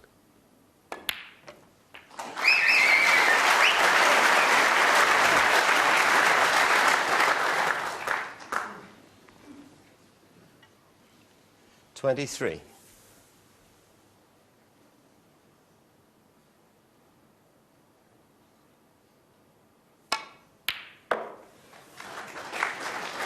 Another excellent long putt. 25.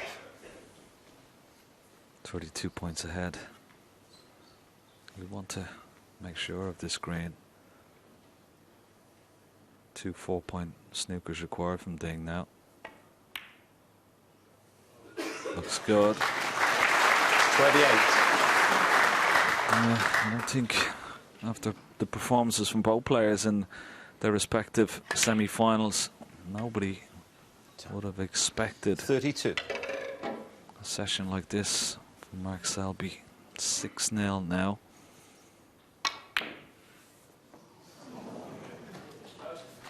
Well, he doesn't bother about the blue, and Ding Junhui goes off, but he has a mountain to climb. There's 2 frames left in this session, and it's all Mark Selby at the moment. He leads Ding by 6 frames to 0.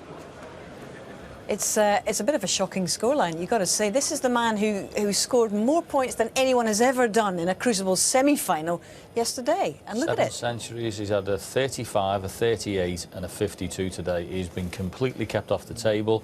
The quality of Mark's match play, even when he loses position, you come up to the table, next minute you're snookered behind the blue or you're up on the cushion somewhere, he gives you absolutely nothing. And he's just sitting there, Ding, watching it, and he's getting continually sickened by what's happening. It is just not his type of game here, Stephen. No, and when he is getting in, he's had a couple of chances in the frame so far where he's been in a situation where we'd expect him to clear up. And he's just playing, because of the situation he's in, the desperation to get a frame, he's just playing little tentative shots into the pack. He's not been as positive as he normally is. So subsequently he's not getting good position. So everything's a struggle, but he needs to win these 2 frames, I feel, because, I mean, Mark Selby's more or less broke the back of this match. I mean, it's going to be tough for Ding to come back from 7-1. Can you describe the feelings of uncertainty, of blind panic that you must feel in a situation like that? It's your first final. You've waited all your life for this opportunity. I had it. I got it from Yes. Steve. You know, I was on the end of it. I was mentally gone playing in the final when I had it, and you're just getting drilled. And you're playing someone who's playing so much better than you. You get nothing given to you, as you'd expect in a world final. And you're just sitting there watching one frame ebb after another. You've had it done to you. You've done it. Also, Ding's got, I know it was a long time ago, he's very inexperienced. He's got history, obviously, that final against O'Sullivan in the Masters when he lost 10-1. That was his first big occasion final. This is a much bigger occasion final, so he's got history of this. He does have history of this, and it was a subject that we were going to talk about. 2007, he was 19 years of age when he met Ronnie then. He was walloped in that and got very emotional. He was just a young man. 10 years later, now 4 years after that, he came back, obviously, and won the Masters. Yeah. And you do think that his game is so much more mature. He's much more mature as a man, as a person. He is, but I tell you what, he's not had many bigger character tests than this one.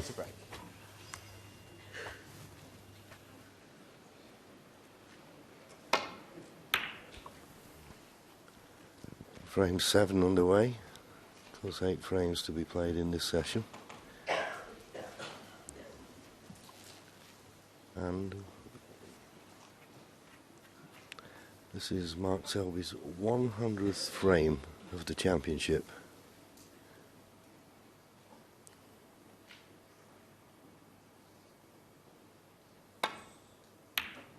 Ding Junhui, of course, had 3 qualifying matches to get through, and he's played 100.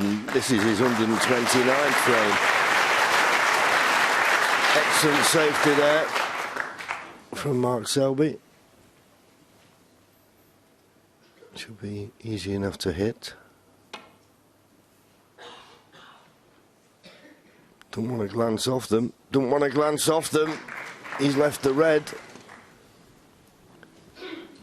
Well, I say he's left the red. Can Mark hit enough of this red to pot it? Looks like he can.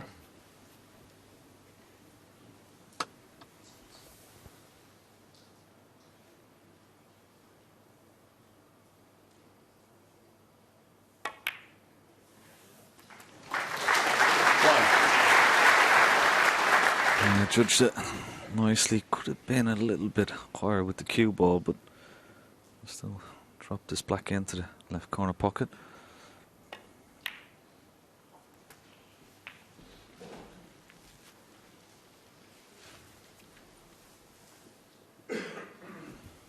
Eight.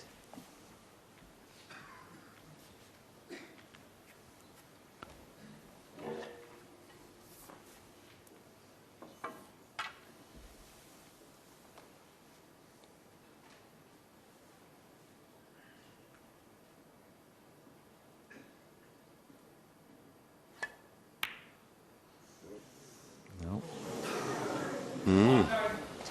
Mark Selby, 8. A mistake, but just looking at it quickly, no harm done. Just trying to pinch a little bit of the pocket there. I'll be disappointed to have missed it, but he won't be too disappointed with the fact that he's not left anything on for Ding Junhui. And of course, with that red being adjacent to the left corner, can't really play safe off anything but this red.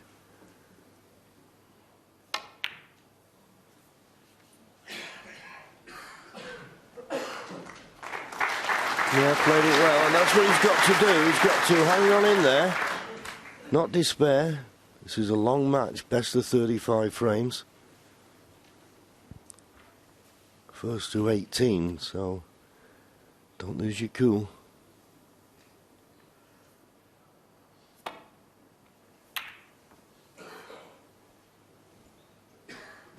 Just a bit thick on that safety, so give Ding a chance, and he'll certainly be having a go at this red now to the right corner pocket.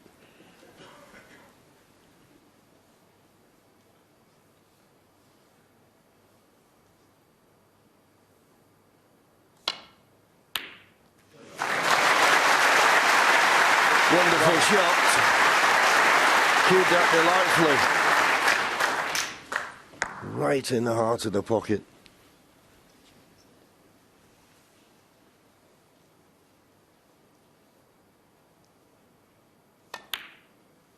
He had first chance in the last frame, but just a loose positional shot cost him.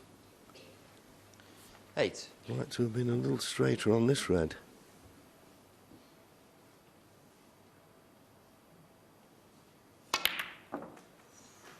Managed to force it in and just about on the blue.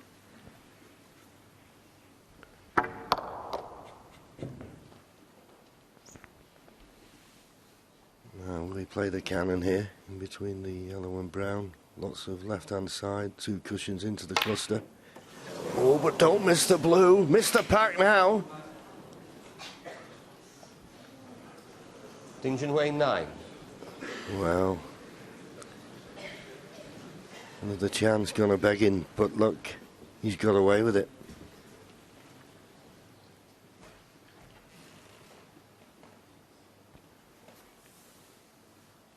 Well, obviously Mark thinks he can cut this in. It's very thin. Oh, no problem. Ding Junhui got away, leaving the easy starter. But that fine cut. Problem is with that, you're never certain to be on a colour.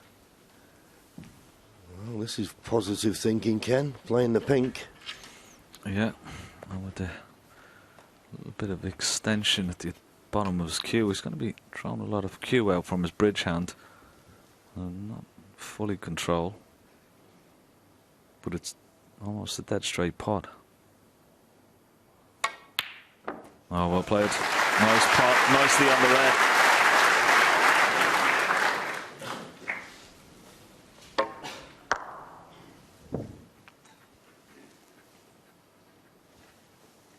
Seven.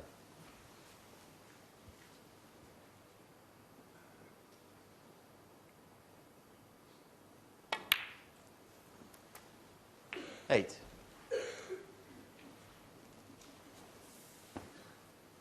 Pot the black, pot the loose red. Maybe trying to get a nice angle on the black now after this red. That's exactly where he wants the cue ball. It needs to be low on the cue, on the black with the cue ball. 15. He's got a nice angle just to stun up into the pack. 16.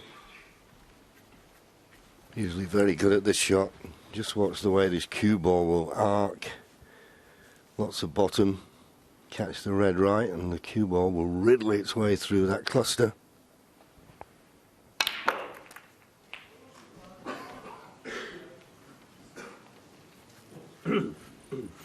It's not too bad. I would have loved to have been straighter on 23. the red as we watch this shot again. Just watch the cue ball.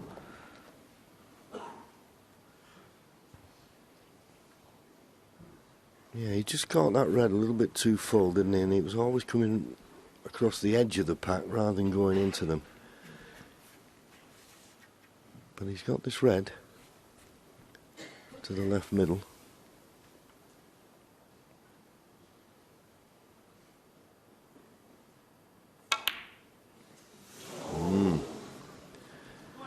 So, Selby 23. just shows he went into the pack. He was left with his tough red, playing it with pace. And now Ding Junhui, I feel you've got to take this opportunity. You've got to win the frame here and now.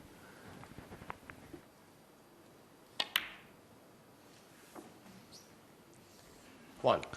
Well, he won't get a better chance than this. Couple of easy starters just to get this cue arm going.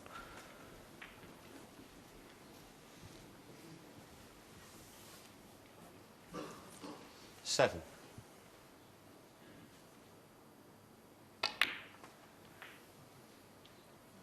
Sure. 8. Needs to get back up from his next red, back up towards the pink and black.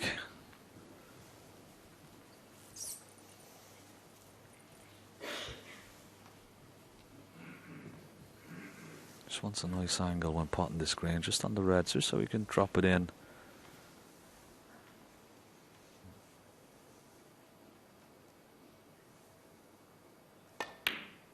Doesn't want to be straight on this red. Wants a nice angle just to pot the red and get back up for the pink. Because he's got a couple of reds either side of the pink, then just makes it 11.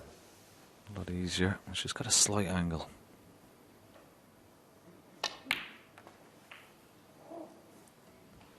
$12.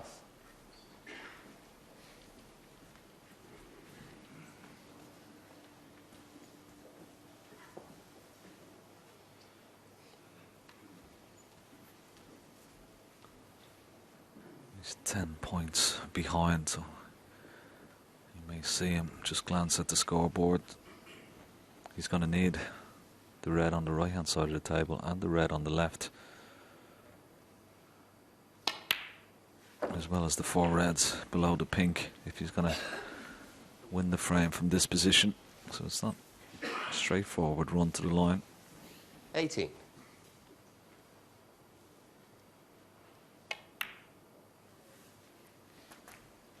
$19. I always feel, though, you come to the table with a bit more purpose when you sat in your seat thinking your opponent was going to win the frame, and it looked like that until Mark Selby missed the red to the middle. And clearing this red now, he makes the 2 just below the pink available into the right corner. 4 points to lead.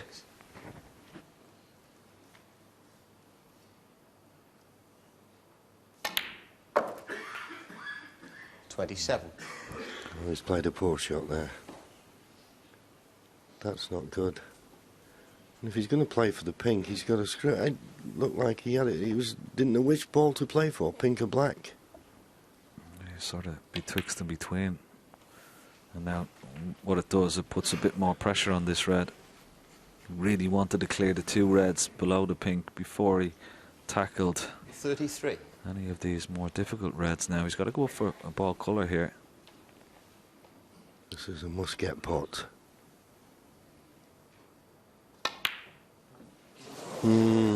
Once again, his positional side of his Ding Junhui 33. play has let him down.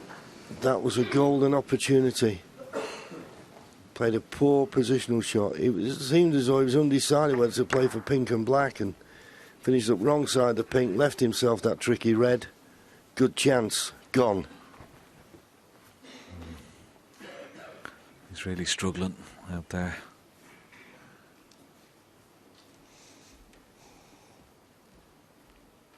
He mustn't give up hope though. There's still a long way to go in this game and this match.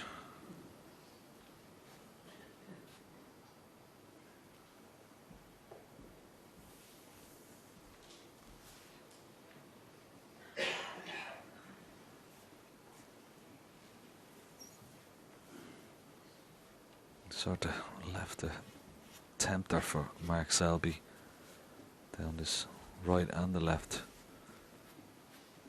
hand side of the table. He'd be trying to put this and screw the cue ball back towards Balk.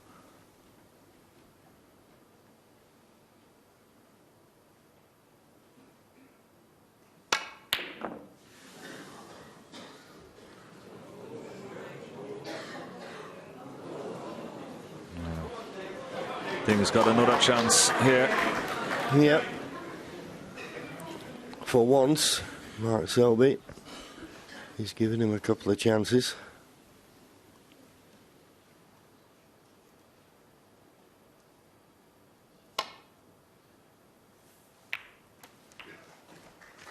And this looks absolutely inch perfect. He could not have played that any better.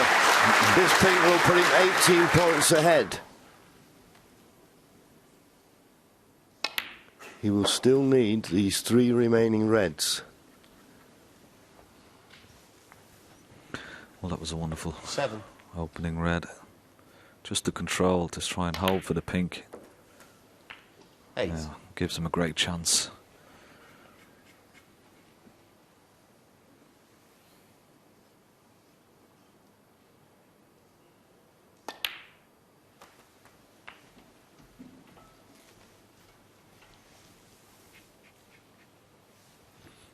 Anything but straight now on this pink. He needs an angle so he can get in behind the red. The red near on the right hand side of the table. It'll only be the red he needs. He will not need a colour, because a red and a pink will put him 32 points in front with 35 remaining. So he just needs a slight angle on this pink. 15. And he's just about got it. I'll just put a couple of cue balls up here. Any position there with the cue ball would be perfect. He's just dropping the, well, again, a little bit short. He wanted that cue ball just another couple of inches, and he was straightforward for this red, John, into the 21. yellow pocket, but he only needs the red. Doesn't have to do too much work with the cue ball, but just make sure the red if you can. It's not a gimme. Should have been easier. No, it's not there. Way 21. Once again, have to say, it was positional side of the game that let him down. Ken put those cue balls in, and you would normally, playing that pink, you would use the cushion as the guide to how hard you wanted to hit the ball. Left a very difficult pot. Mark Selby still in this frame. Yeah, that's almost perfect here. Knocked it red up towards the pink and black, and cue ball behind the yellow.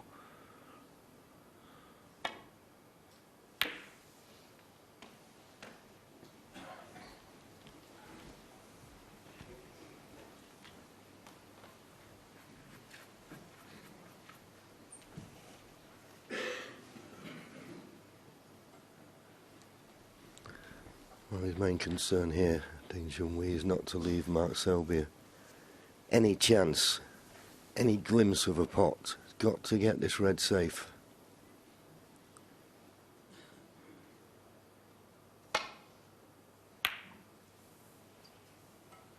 Purposely sent it down that side. He's got the snooker with the pink, so that's okay.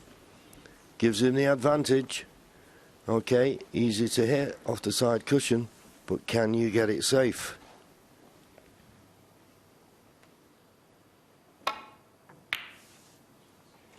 Can you get it safe? Here's the chance for Ding Junhui to put his first frame on the scoreboard. Just got to fully commit to this and think of nothing but potting the red.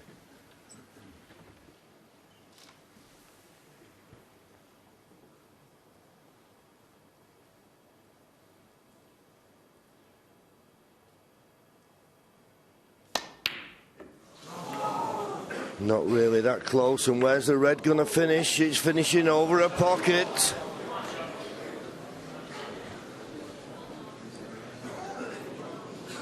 Settle down now, please. Didn't really get close.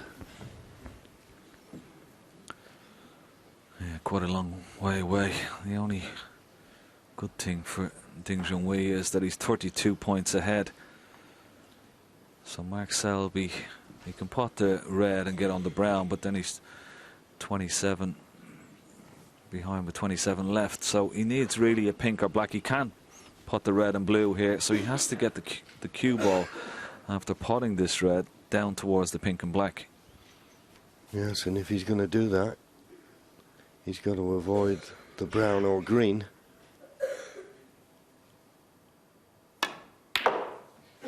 He's done that, and it looks as though he's coming down nicely. He needs a bounce off the cushion.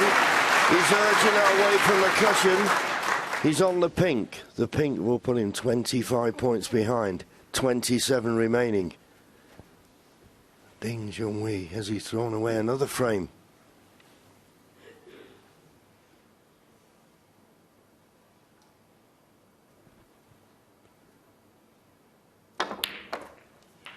In it goes. He's on the yellow. Tremendous positional shot from Mark Selby. He's still got the problem, which will come in 3 shots' time, getting from blue to pink.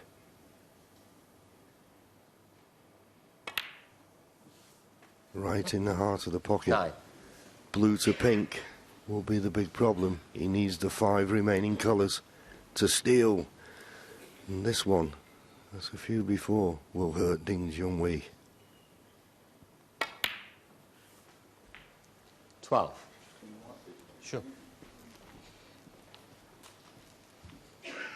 Well, if you can get the cue ball, he's got a wonderful angle on the brown.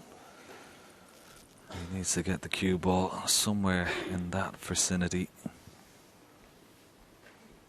So he's got to try and get as close to the blue, just almost on the balk line if you can with the cue ball here. Doesn't want the bounce. 16. Well, it's not too bad. I mean, he is blessed with a lot of cue power, John, and he's going to need it here. Yeah, the problem is, I mean, it's perfect to get the cue ball away from the side cushion, but we know the more pace, you've got to really cue this to give the blue a chance to go in the pocket. That's the problem. You play with that pace, you risk, and now surely Ding Junhui is going to get his first frame on the scoreboard.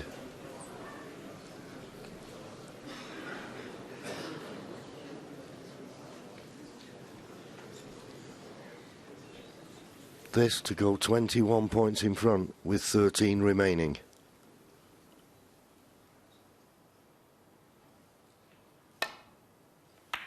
Well, tremendous cheer from this packed visual crowd, and even a smile from Ding Junhui. He's got his first frame on the scoreboard, surely. And there you see the relief.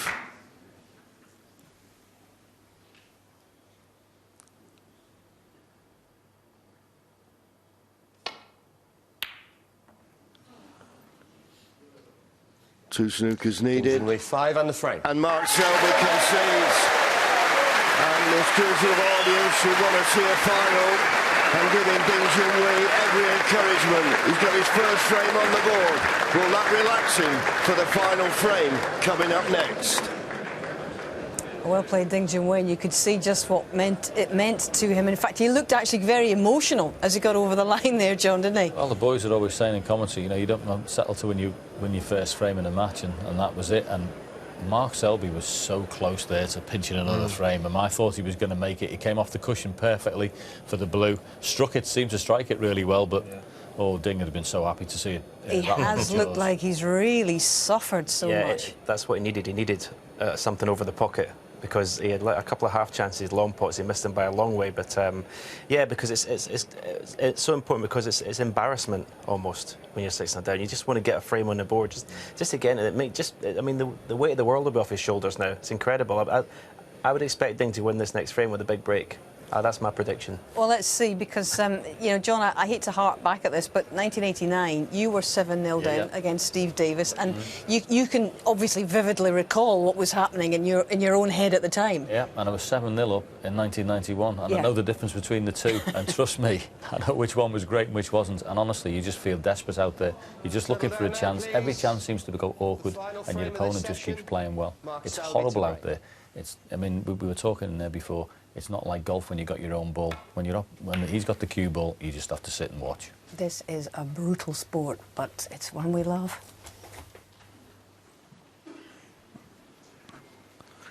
Yeah, let's just have a look at Ding's emotion as he won the frame. He got very emotional, I thought, there, John. I mean, you could see what it meant to him. Almost a tear in his eye. Just relief more than anything. And now, what can he do? Can it inspire him to try and win this last frame? Okay, he's got a bit of luck there. He's knocked the black safe and he's covered this red.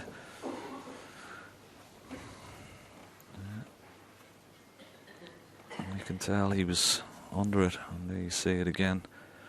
And we've all been there, John. We know what it's like, you know, when you're not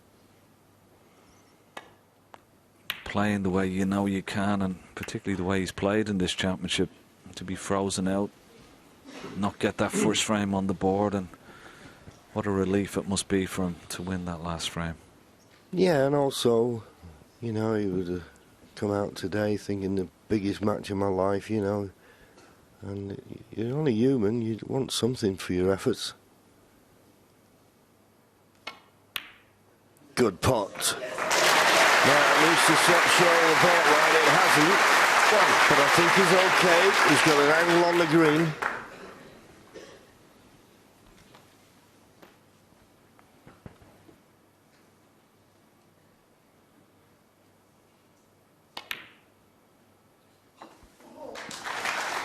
Yeah, the red pots just at the top of the pack. Try and get the pink maybe back on its spot here. Back up for blue if he wishes.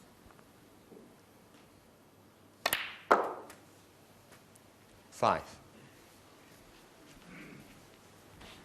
It's hard to tell whether the pink spot's available. I mean, to be perfectly honest with you, you'd like to be in a position where the pink didn't go on its old spot, go on the black spot.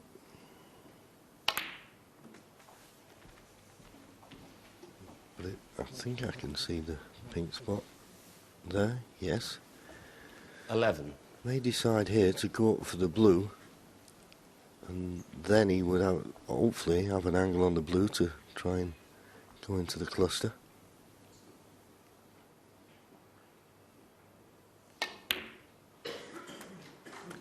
Didn't seem like the best of contact, sounded very heavy. 12. Very heavy indeed now. Will he risk this thin blue and play a cannon into the pink? Well, you could see it bounce and you could hear it.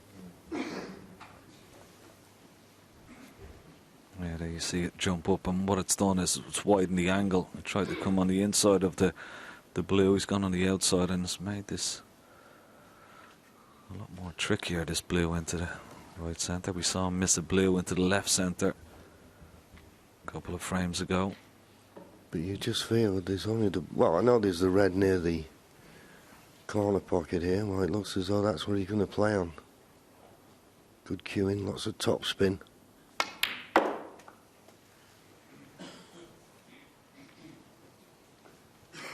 Well, at least I think he'll be able to reach this without using the rest. But 15. he needs a very good shot to get back up on the blue. He needs to cue this really well.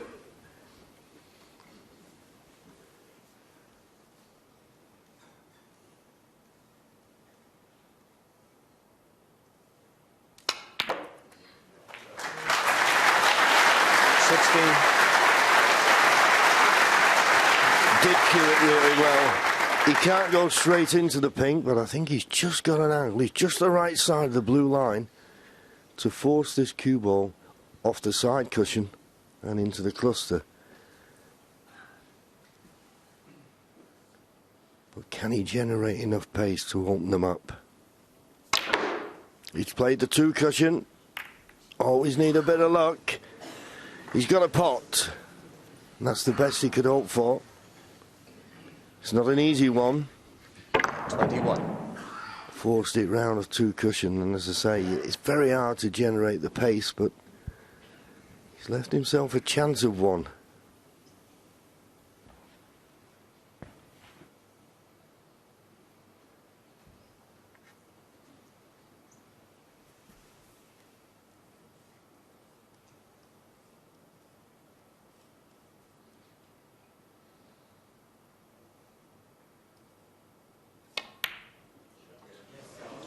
Great pot. 22. And he's nicely on the green.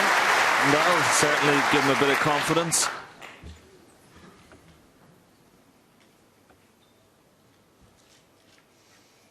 There's only red available as the one left of the bunch.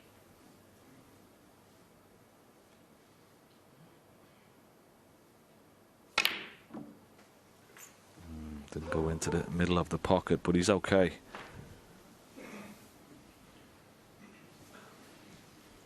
$25.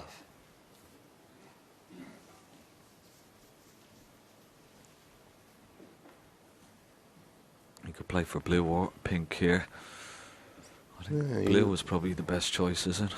You would think so, but he's had a look at the pink.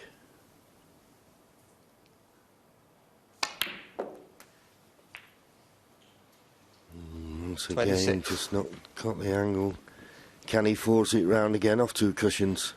He can't come off the 1 cushion, the black's in the way. No. I think that could be end of break unless there's a plant somewhere.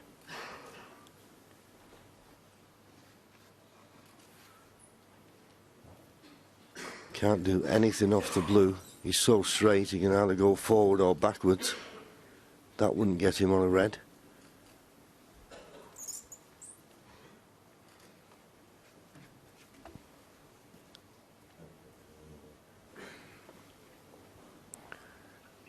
Might just have to settle for the 5 points and play safe.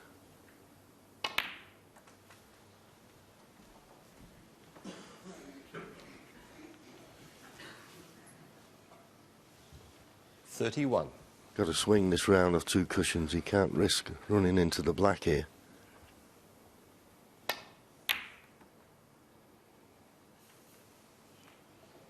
Well, that's pretty good.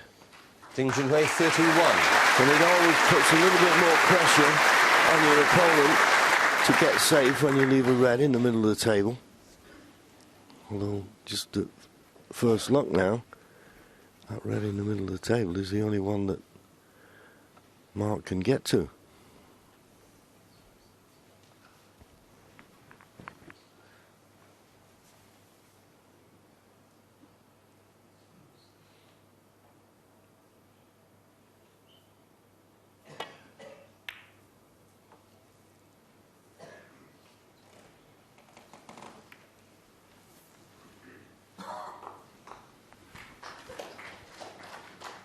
Can Ding get past this yellow to play this red on the left-hand side of the table? It's tight. I think he may just be able to bend it with a little bit of right-hand side if he can't get through to it clearly.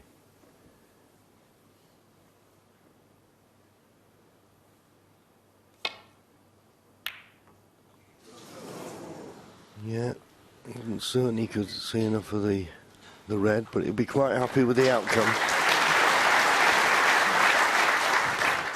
Yeah, got a good cue ball. Snooker on the main pack of reds. He's just coming up to see if he comes off the top cushion and lays on the red.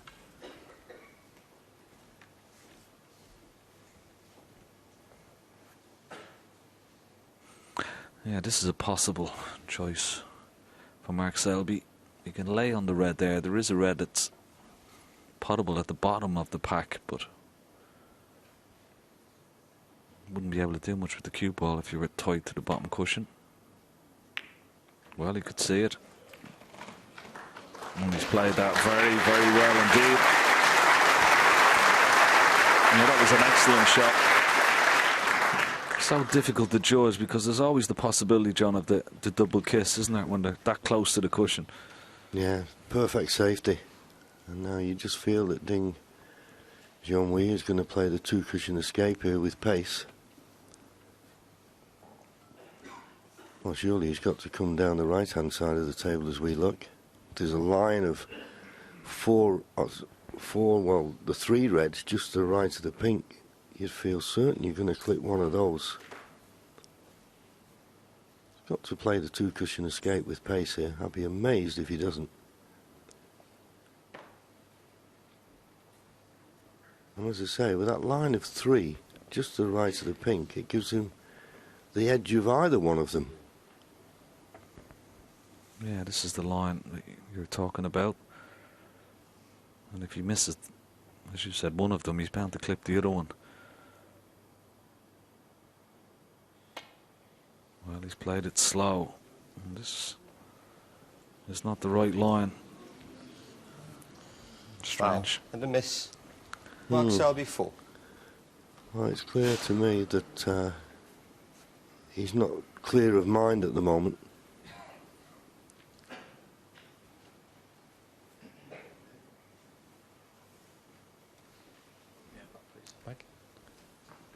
I'm having it put back.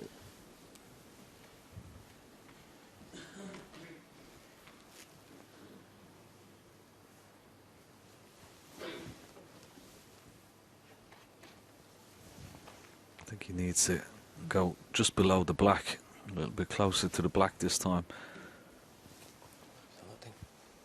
I think he's just concerned of if he hits the pack of reds just a little bit heavy, that maybe one of them may pop out and leave a pot for Mark Selby, and that's why he's being a little bit tentative with that first attempt.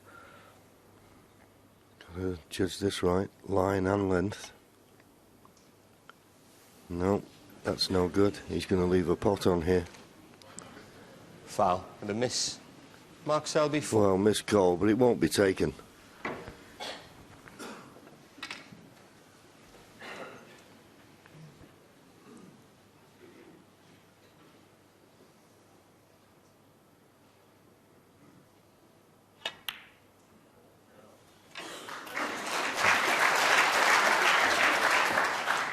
Well, Mark Selby will be disappointed with that. Straightforward pot. Should have been the right side of the blue.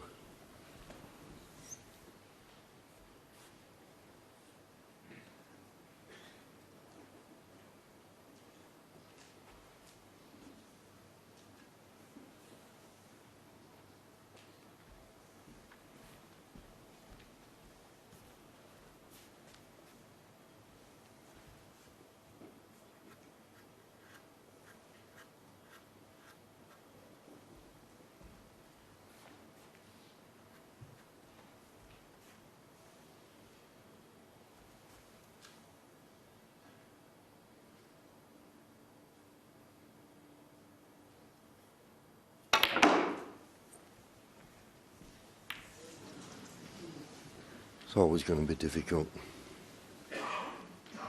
Those balk colours to avoid. And the fact that the green wasn't on its spot, he had to get a little bit lower down the cushion, and that's why the yellow came into play.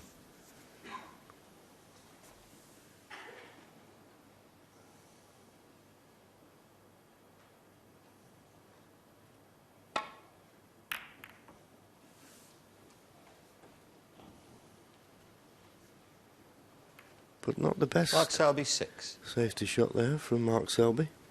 Should have found the balk cushion. Not a lot of pressure on Ding Junhui here to play a better safety shot than that.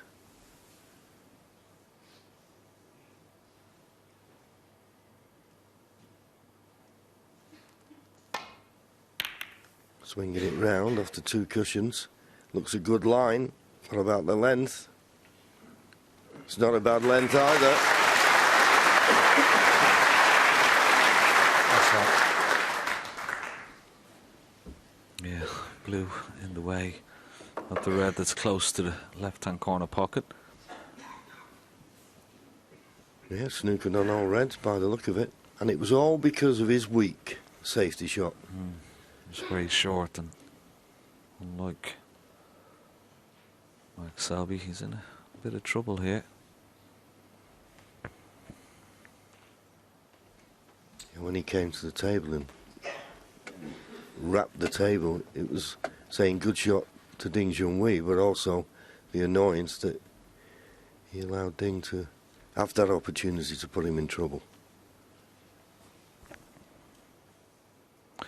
Yeah, just put a line up here, 2 cushion escape, but he's got to clip this red ball here. Absolutely perfect, and he's just got a little bit tick, and he's left Ding Junhui a chance. The bottom red of the pack of 3, just below the pink pots. Yeah, doesn't have to do much here. Just screw back 6 inches for the pink to the right middle. 1. Overscrewed it slightly, which tells me there's still a little bit of tension in the arm.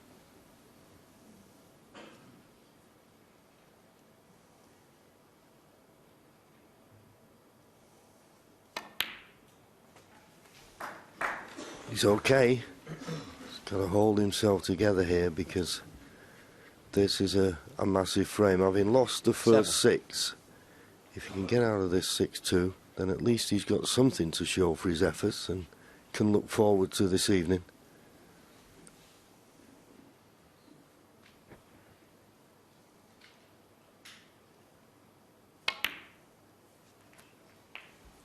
Eight.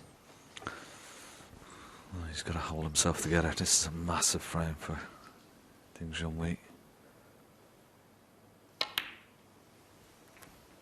4 behind going into this evening's session wouldn't be too bad.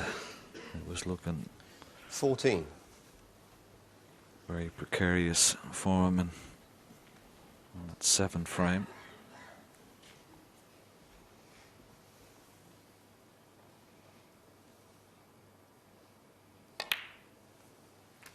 $15.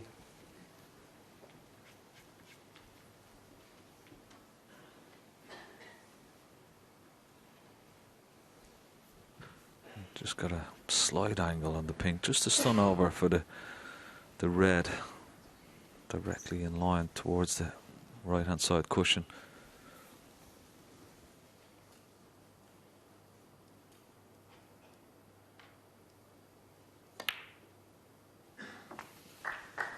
Yes, and he doesn't need the black in play.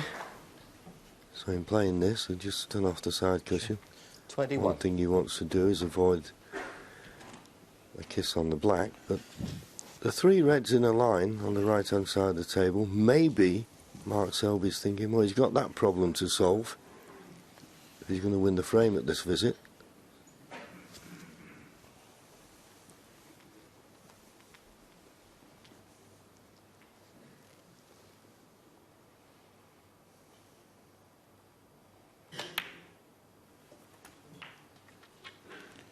$22.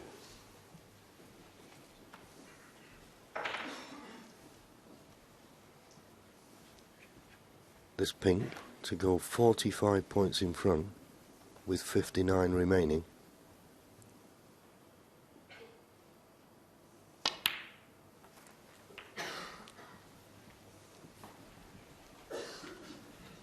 Another red and a pink will put him 52 points in 28. front with 51 left. That's what he's looking at. Red and a pink to get to snooker's required.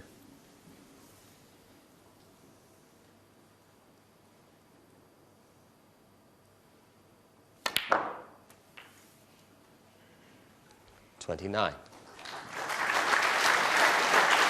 Thought he may have played for the pink in the middle, Ken. If he pots the blue, he'll need another red. Surely he's got to pot the pink. Yeah, Yeah, I don't think there'd be too much heroics from Ding Junhui here. Just bought the pink, go 52 points ahead. Obviously, still a bit conscious of his opponent and his ability to lay snookers. And of course, he already has lost a frame, the second frame, where his opponent needed a snooker. 35. So he won't be taking anything for granted just yet.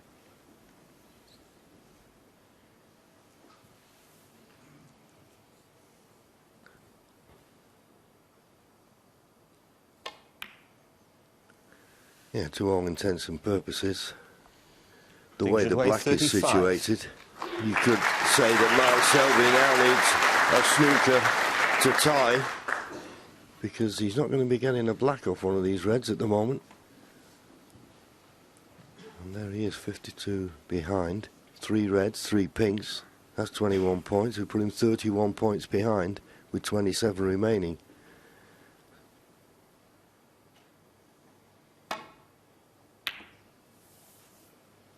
If he kisses the green 4 ball, that won't matter because this red is on to the middle.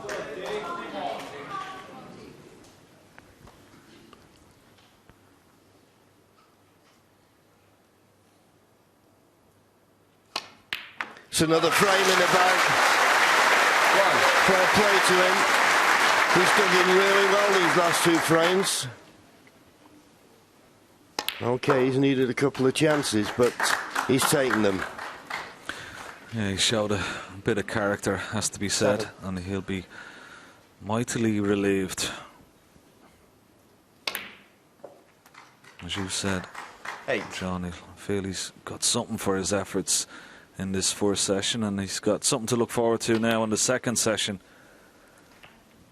It's been so much more difficult coming from 7-1 or even 8-0 behind, but 14. Much better performance. Ding Junhui in these last couple 15. of frames, and how important will that penultimate frame be, John, in over the course of the final, just to get that first frame under his belt? Yeah, and particularly when Mark Selby landed on the blue, just needed blue, pink and black. It looked 21. For all world it was going to be 7-0, but he got a let off. 23. He's needed a couple of chances in this frame, but as you say, he'll be very relieved to have won these last 2. 26. Bow tight coming off. He won't be coming back to the table. I mean, don't get me wrong, Mark Selby will be well pleased with the start. 30. He's got nothing really. Okay, he missed the blue when he could have gone 7-0, but it was always a tough shot at that pace. 35.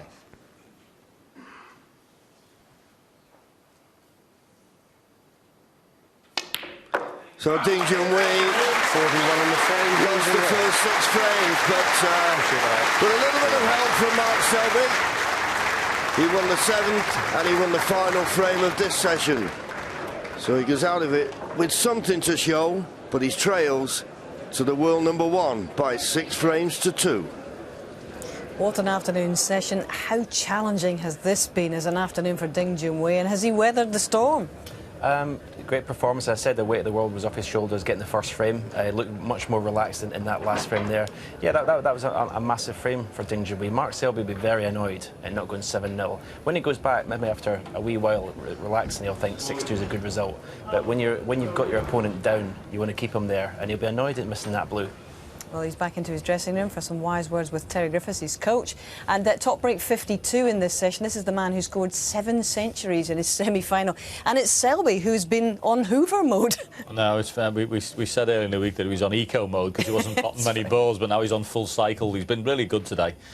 Great session, 6-0. I agree entirely with what Stephen said. He'd be annoyed for 7-0. I mean, you know, when you're a competitive match player like him, when you can nick a frame and go 7-0 clear there, you're just trying to do it because he's a fantastic front runner. He knows how to keep the pressure on. And it's funny, bizarrely, 6-2, there's a bit in that session for both players. Mark will go there and be happy with a 6-2 lead. But Ding will also be happy to not be 8-0 behind, because it was looking like it could have been that. So in a way, kind of a trick missed in some respects for Mark Selby. Yeah, very much so. And it'll be interesting to see how he comes out tonight, because through the World Championship, his second sessions have been very, very poor. I think he was 6-0 up against Karen Wilson. His second session, I commentated on, he couldn't make 20, got out of it 4-4. But I think in every match, his second session's been poor. You're right, Rob Milkins, and you've mentioned Karen Wilson, and Sam Baird as well came back at him as well, where he made a 1-3-4 total clearance and didn't win a frame for another 3 hours. He has, in effect, switched off on occasions. The only thing is, I think he's playing better now. I think he's sort of played his way in there. Where, I mean, I didn't think he'd be 6-0 up in this final. I don't think anybody did. But he's played his way in. His scoring's been a lot better. So I don't think he's going to have second session syndrome tonight. And this is the world final. And generally, when he's world #1 and he's in one of these finals, he's in full mode. He's certainly made his experience count. I mean, clearly, Ding Junhui emotional out there, getting perhaps a little bit teary, actually, after making it his first frame and getting it on the board at last. And I suppose if you've got that experience of 3 finals, you can make it count in these situations, can't you? Yeah, this is different to any final of any other tournament. I mean, Ding's obviously he's been in semi-finals, so he's played 4 session matches, but it's just such a massive occasion. As we said earlier, I think Mark Selby's one of the greatest long session matches possibly ever, in the respect that he's got such a good B and C and even D game fall back. I mean, as I say, I keep going back to that second session with Karen Wilson. I mean, that was a Z game, but he got it at 4-4. Yeah. And it just shows what a tremendous match player he is. Yeah, he knows how to win, that's for sure. Interestingly, Mark Selby, as we said, will go back to #1. He's already world #1 right now, but in terms of the provisional rankings, he's actually just behind Stuart Bingham. I'm sure Stuart's watching this, and well, I don't know who you'll be rooting for here, Stuart Bingham, but I suspect it could be Ding, because Stuart, of course, trying to become snooker's 12th world #1 here, and it's an ambition he'd love to fulfil. Interestingly, in this top 16, you'll see that Karen Wilson, after a brilliant run here to the quarterfinals, has got himself in there. And obviously, Ding Junhui has been rocketing up back in there, and he'll go to #2 in the world if he wins the title. It's Mrs. Maguire and Michael White who will drop out. So there's an awful lot on the go here in this final, a lot of ifs, buts and maybes, especially for the two of them. Thank you very much, gentlemen, for what has been a fascinating opening session. And don't forget that we will return 7 o'clock tonight, not long actually, before we're back in the chair and on with the second session. They've got 9 frames to play this evening on this first day of the World Championship final. We've seen perhaps a tear in the eye of Ding Junhui. He's registered his presence in this final, but the jester should be full of smiles right now. We'll catch you at 7 o'clock. Bye.